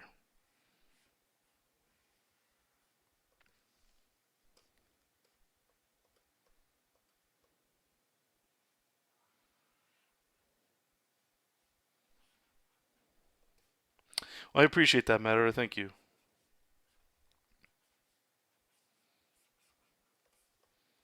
But I've had conversations too with artists as well. Oh, can you guys hear me? Looks like the screen went black for a second there.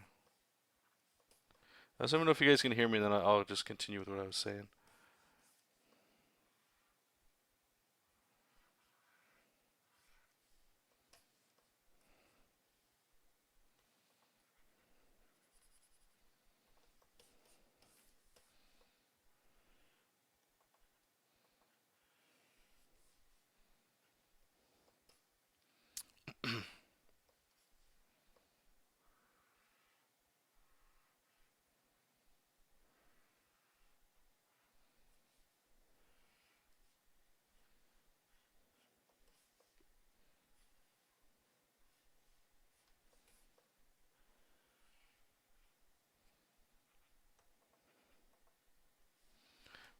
Okay, let me. You can? Okay. Sorry, it just looked. It looked like the screen flickered or whatever. Um, and I forget what I was gonna say. Great. I think it had to do with people being better than other people. Oh yeah. Okay. So I think we've all been in that position of going into a comic book store, and maybe you're trying to work for Marvel. We'll just use them as an example. So you grab like just a handful of Marvel comics. You just flip through them just to see what your competition looks like, or just to see what's kind of like being published. And you look at it and you're like, I am better than this. What the hell? How come I'm not getting work? Like, I'm better than this. And that used to be my attitude for a while until I smartened up. Like it's not just being about who's better. There's so many other factors that go in there. Again, do they even know who the hell you are? You met with an editor once, let's say, like that doesn't mean anything. Like how long have you been trying to get work? Like do you still draw on your own when it's not for other people? And these people they have working for them, like they've already proven a lot of the things you've yet to do, right? So yeah, I've always been, or not always, but I've definitely been that cat, that really lame guy that would like, I don't want to say super salty about stuff, but just, there definitely is a sense of entitlement where you think that, at some point you're ready, right? And usually I think most people think they're ready, and I did think that they're ready way before you're actually ready. Like, you're still a pup, you know. And these people that you might think like their art sucks or whatever, and I'm not picking on you here, Matador. I'm just talking in general here. But people that just think that maybe somebody's not as good or something like that, that's fine. But these people, they've already shown that they can do work, and they continue to get work. You know, and the deadlines, they don't phone things in. They're always on time, or they're there if people need them. They're reliable, right? And those are actually massive qualities that you don't get a chance to do unless you're actually there. So, uh, actually, I think Freddie had a really wonderful interview where he was talking. This is just related. That's why I'm bringing it up. Where he was saying, you know, like you spend all this time just getting better, you know, in your basement or wherever, talking with your friends, and just get better and get better and better, and then maybe eventually you get noticed and picked up by these companies, which is great, you know. But then you're working for Marvel DC, and you're at the bottom of a whole new like group of people, right? Like to be good enough to get in or to generate interest from a publisher is huge. That bumps you up in a pedigree level, right? And once you're in there, now you're competing with Jim Lee and Joe Madureira and J. Scott Campbell and Greg Capullo. Those are people now that are. It's not like you're all of a sudden like, yeah, I'm just as good as them.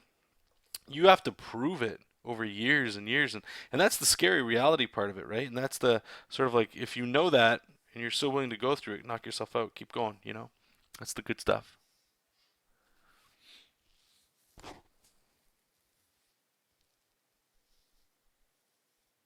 V saying, from an outsider's perspective, your end goal, passion, life thing seems to be telling your own stories. Imagine you put much more soul into Jessup King and the rest than you do your established IPs. I feel that way too. Um, yeah, it's a tough one. So I think Marvel DC wouldn't suit you beyond making the dollar long term. Yeah, no, you're right. Yeah, it's I still think it would be one of those ones because you know, most of us, if we're interested in comics, like superhero comics, there's probably a part of you at some point that was like, you know, oh man, it'd be awesome to draw so and so, or they're one of those characters are what got you into doing these sorts of things, you know. And then I'll actually hear other artists that are into comics, and they'll start telling stories like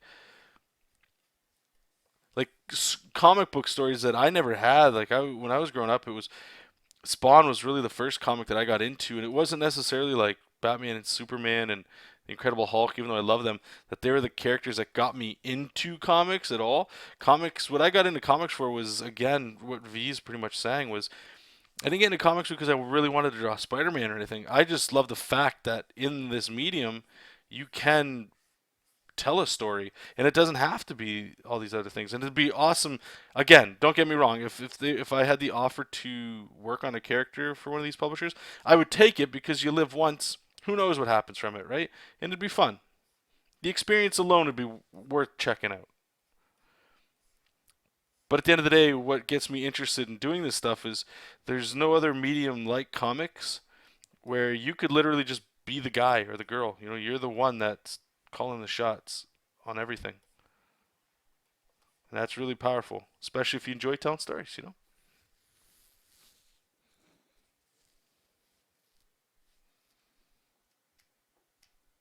Yeah, Matador, we're like pretty much on the same boat there, bud. So this one's pretty much done now. We got the inks, and again, this one's going much longer than these ever look, but kind of get lost in some of the stuff. So I think it looks pretty cool. I actually don't mind it at all. I think it came out really well. I'll post this online, sure, because sometimes you kind of wow yourself or you enjoy your art just a little bit, you know? So what we're going to do here is now I'm going to save it like we did, and I'm going to save, we're going to get into the color. I call it color, but all it is marker. And usually I use one pass, but I think we'll try two or three colors of gray here. So let's actually I can just no, I'll still do this. So select those layers. I'm gonna combine them, and I'm going to make them gray, but on Is it multiply for that? Yeah, multiply. Um, and the reason for this is because these new layers, actually I don't even think I can do that in here. The markers are sort of weird in Manga Studio. It has to be color because it's like a cool gray that I use. I'm going to close this up here, guys. Sorry, you won't be able to see too much. Let's get our marker. Where do we got? Oh, yeah, check this out. I think I showed you guys this before, but I wanted to show you guys again because I think it's cool. I was playing around trying to get like some texture. So this was a Copic marker that I was using before. Just so you guys can kind of see the, it's not too different. It's kind of got some built up stuff. I tried to find something here to give it like more texture, right? So do you see how it's sort of like watercolor? I added watercolor to it, and it kind of gives it like this outline, similar to a Copic marker, because you can blend them together, but it just has like a little something extra to it, especially when you zoom out. It almost has a feel that there's paper behind it a bit. I'm still going to play around with it because I think there's still some, it's not quite there. Like I was opening up some of the Patreon rewards at like a Jessup King picture that I use like a real Copic marker on and scan in, and it starts to get watery and like this, and it has a really cool effect to it. And it might just be adding like an actual piece of paper texture behind this, so that when I add this to it, it sort of brings that out. I'm not sure yet. Those are just sort of things that I'm messing around with in the background here. Isaac is saying, personally, I got into comics because I already had the story to tell and knew that comics would be the only way I could tell it successfully. I read comics as a kid, sure, but not that much. I got into it after knowing the story. Right on, right on. Thank you, Seda. The great things to me is that art seems to be one of those fields where it's very difficult to get stuck in a particular style or medium. You might get a job at Marvel to see and later be doing animation. That's very true. Again, to sound even more conceited, I'll bring it back to me. I was doing comic book work and stuff, working at a video game company, and just ran into an opportunity to work at a video game company. And I've showed you guys the art I do at work. You put it next to this, not even the same artist, if you ask me. You'd never even know that I was the artist on that stuff. And that's exactly like kind of what V is saying. As long as you keep honing your craft at being a better artist, sure, you might have a preferred style and a preferred medium, and you'll work in that. But if you want money, like if you like to eat and save up and stuff, it doesn't necessarily hurt to sort of branch out sometimes in other things and do some freelance and all that stuff. Absolutely. So let me go to my swatches here. I think Grey Copic. All right, so we're going to use 1, 2, 3. Then we use these first three. I just sort of want to look at what we got going on here. So I'm going to shade in probably the buildings in a light gray. Ant-Man and Spidey, they could maybe be the middle gray, and then maybe I'll just fully dump the foreground into a dark shade. I just need to try to think of what our light's gonna be and stuff.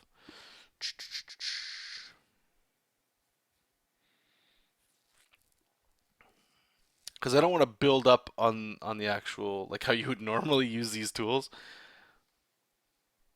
All right. Well, while I'm busy thinking, let's go ahead and just drop in the background here and see how it looks. And I do want to be a little quickish about this stuff, like I say.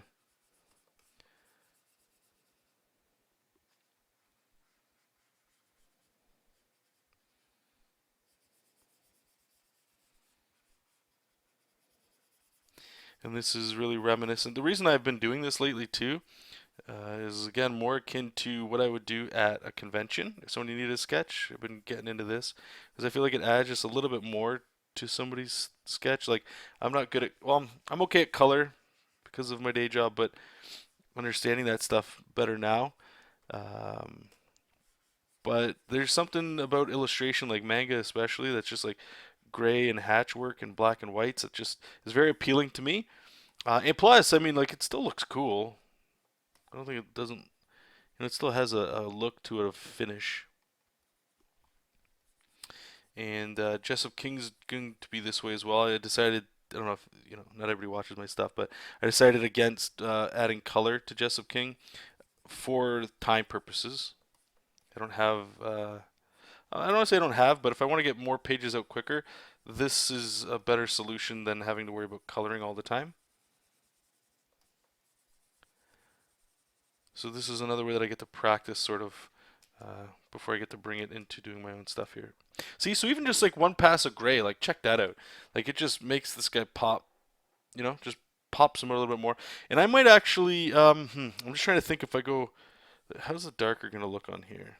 So if we were to stack that there, that looks cool. But what if we went this way? If we went with the darkest one?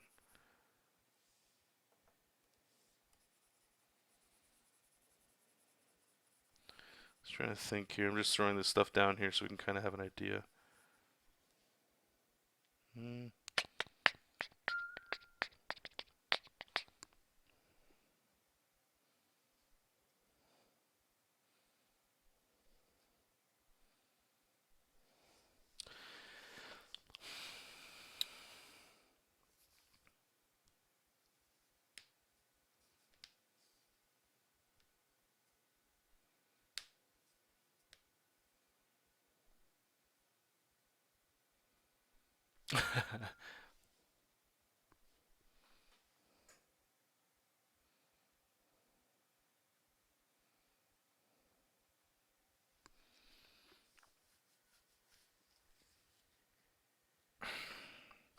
Yeah, exactly, Isaac. I don't.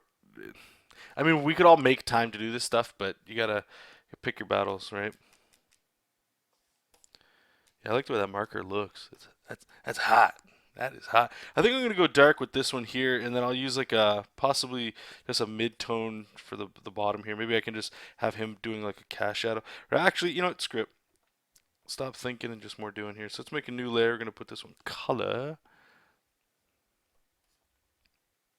I have messed around with screen tone effects. Yes. There was another project I was working on called Castle Dracula, if you guys remember that. And once we get back to that, I believe that one I'll be doing screen tones.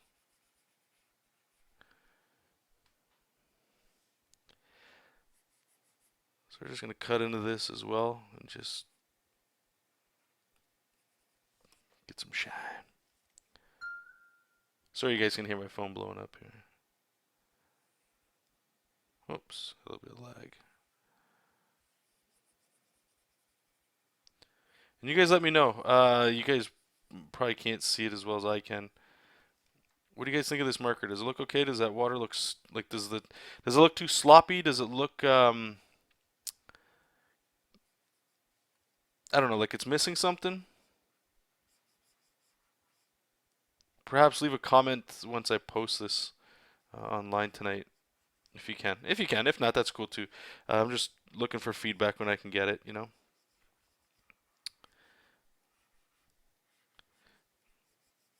I'm not going as intricate as I normally would with this stuff. Again, time considerations, right?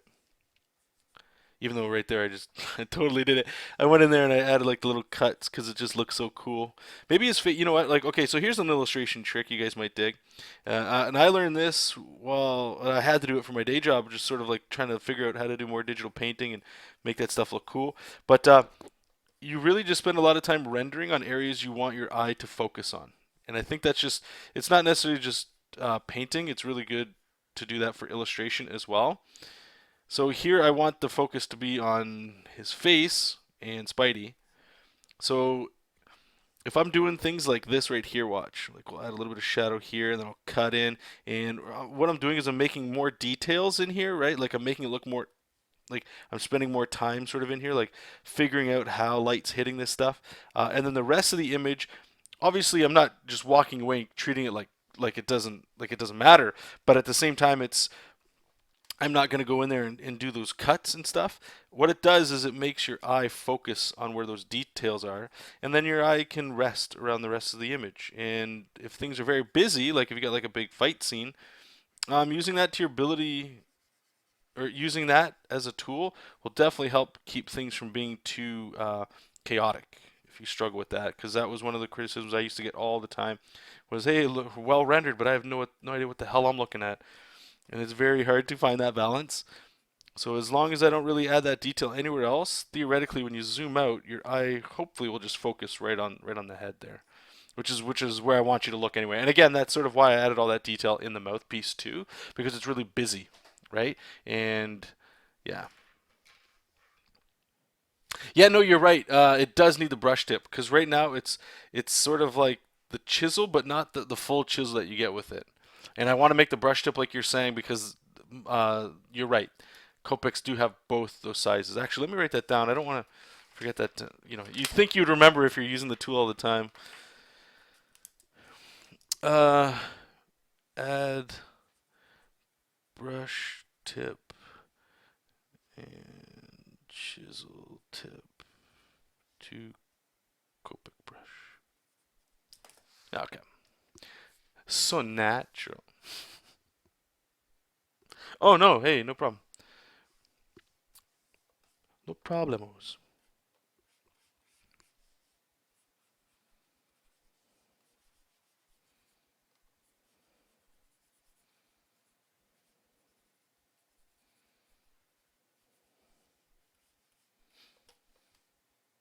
Put a little cast shadow on his head. Or from his head. There we go.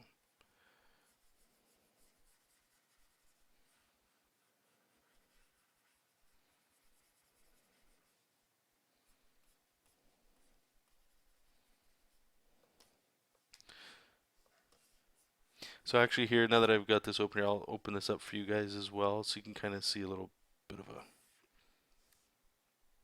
thumbnail version of it all. Plus I need to see it because I'm going to come in here and I want to see where some of this lighting is coming in and hitting.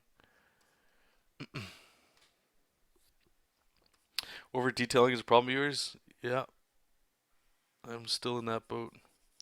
I would, what would actually help me get out of that was, do you work or have you tried working in this method with like this flat line and then adding rendering and shadow after? I found that once I sort of committed to this workflow, my art I thought was getting worse because everything's more open now, like, oh, but all this thing can be shadowed and rendered and stuff. But what it did is it sort of fixing things that I just brought up where one of the criticisms I always got was like, it looks good, but I have no idea what the hell I'm looking at. And now it's a little easier to get around that with this workflow myself, I find.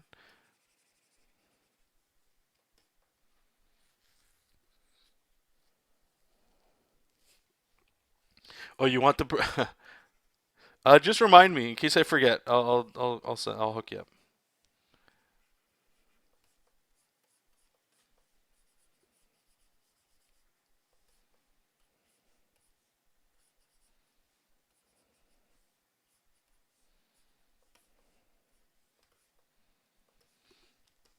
All right, we're going to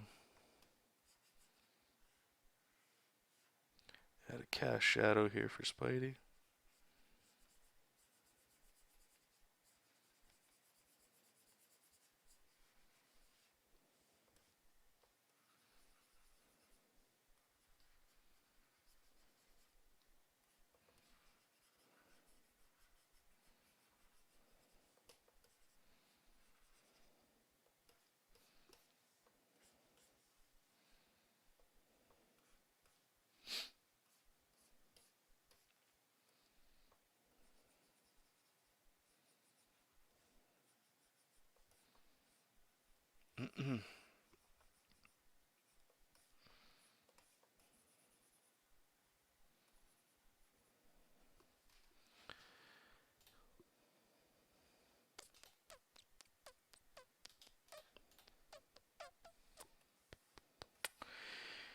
Okay, that's where we at here. Almost done. Almost done. So you remember this area we shaded in black? Do you guys remember that? And I erased it because I knew I was going to go in there with this marker anyway, and providing the light source was, hitting that, I was going to use that there because if that was black, then a lot of this starts to having to be. It's not even English, man. Starts to look weird when you don't follow the same lighting. So meaning, like if you look at this image, actually, like this black here really pops because it's the only thing that's shadow besides his mouth. Um, I'm leaving it for now, just because I think in the grand scheme of it, it's nitpicky. It's really not that big of a deal. But if this was, let's say, I don't know, professional, I should say, like if this was going to publication, I would remove that just because it doesn't belong. Because if it's that heavy of a shadow there, other things need that shadow too. And by not having it, it really really draws your eye to something that maybe not necessarily should have it. You know.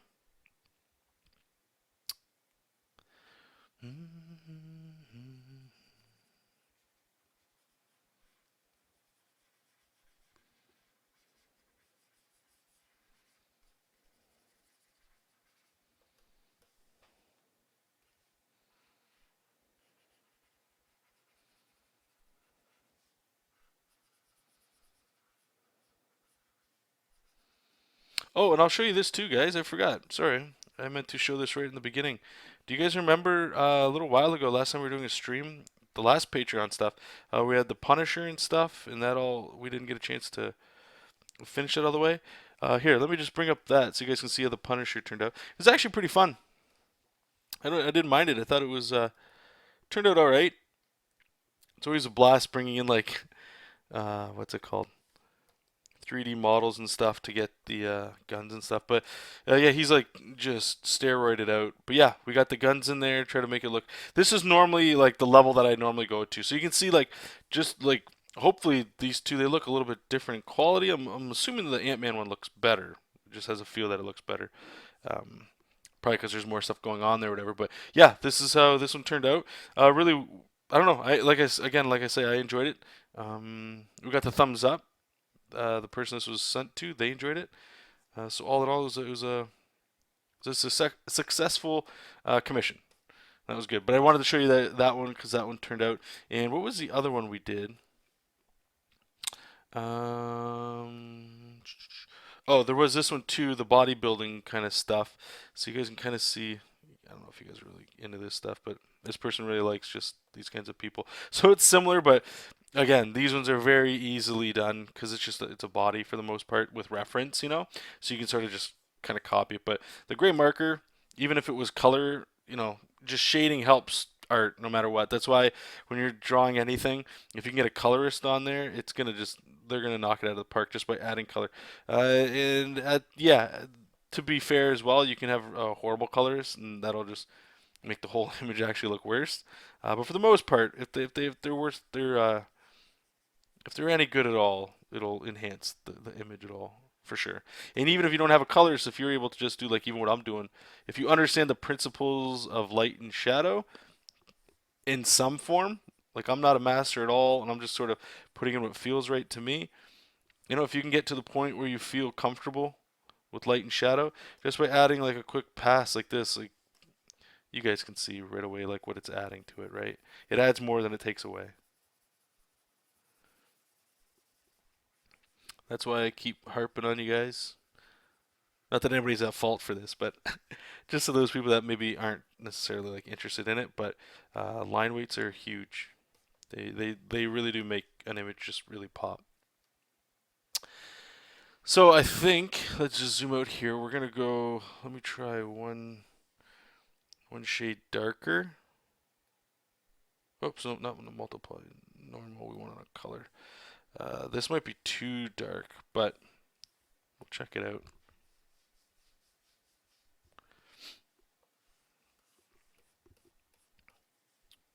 So how's this going to look? What I'm trying to do is just sort of have a cast shadow from like maybe buildings that are in the foreground here.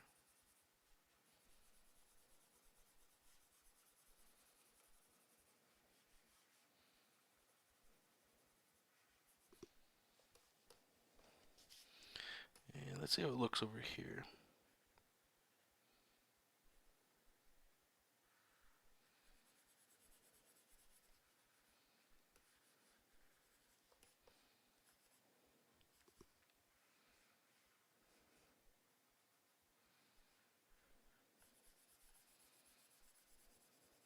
Yeah, I already like this textured version so much better. Just makes it look like it's what it's touching, like the paper itself. It's got a little bit of like wetness to it, you know? Just makes it feel a little bit more legit. Just adding details of this stuff really doesn't matter, but it just makes it feel like there's like there's more going on here than there really is. And on this one, I think we'll just do some subtle shadows.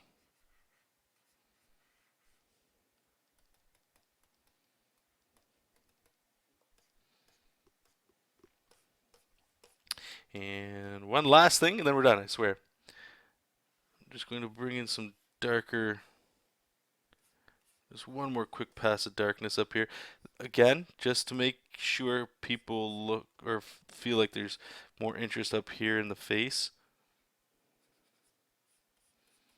And just this one trick, honestly, it just makes people think that there's there's more art going on than there really is.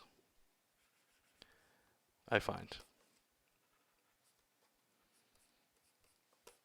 And I still believe, and I've said it before, that the more I draw and the older I get, the more tricks I see people do with art, the more I believe that like one of the biggest things that us artists are, and I'm not sure how many of us really recognize it or even willing to even call it, but I think we're really just like magicians in a lot of way, you know?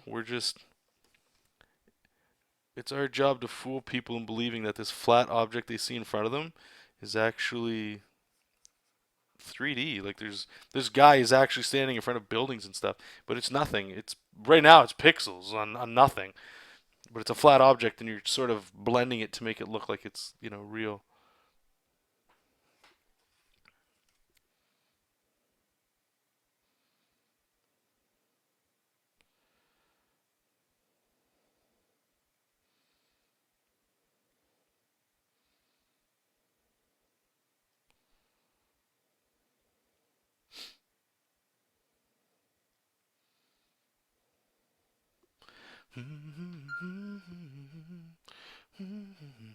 Okay, so let's just zoom out here so you can see like maybe like there's definitely a lot going on with his face. Maybe I'm adding too much.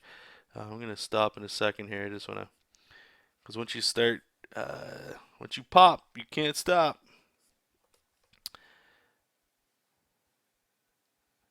That was ridiculous.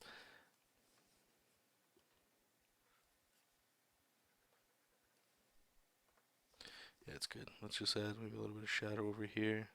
I'm just trying to look on the image on the right there, and you can see there's like big blotches of white. And I want to remove a good chunk of that stuff just so that it's just more pleasing to the eye here. You can get lost, eh? Holy crap, just building up value. Okay, we gotta stop. I'm not digitally painting here. Stop, John. Stop. Stop! I'm just trying to round this out. Okay, I gotta stop. Stop. Okay, save. Walk away. Walk away. Walk away. Walk away. Cheats and hat. So anyway, I hope you guys like this. Thank you so much for joining me tonight. Uh, this was like a totally random stream. I will post it, or actually, once I hit stop, it'll be on YouTube. I just gotta make sure that the monetization's turned off because I had some music going on in the beginning. But thank you guys. I hope you dig it. If you're following me on Facebook and other places like that, I'm gonna post this on there in about 5 minutes or so, so you guys can check that out. What it looks like on your actual monitor, not through some streaming stuff. And please, if you're still on, just leave me a little comment on wherever you're following me and you see it. And you can be brutal. That's fine. I'm just looking for some actual feedback. What do you guys think? All in all, does it look good? More so like the actual marker. Does the marker feel marker-ish? Does it feel too like it's close, but keep pushing, keep going?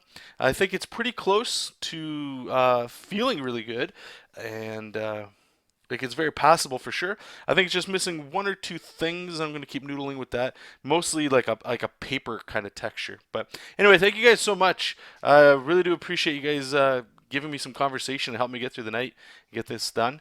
And for a lot of the new faces I saw in here, thanks. Thanks for popping in. And whatever you guys are working on, I hope it goes good. So until next time, you guys, keep reading comics, keep making comics. I'll talk to you soon. Bye-bye.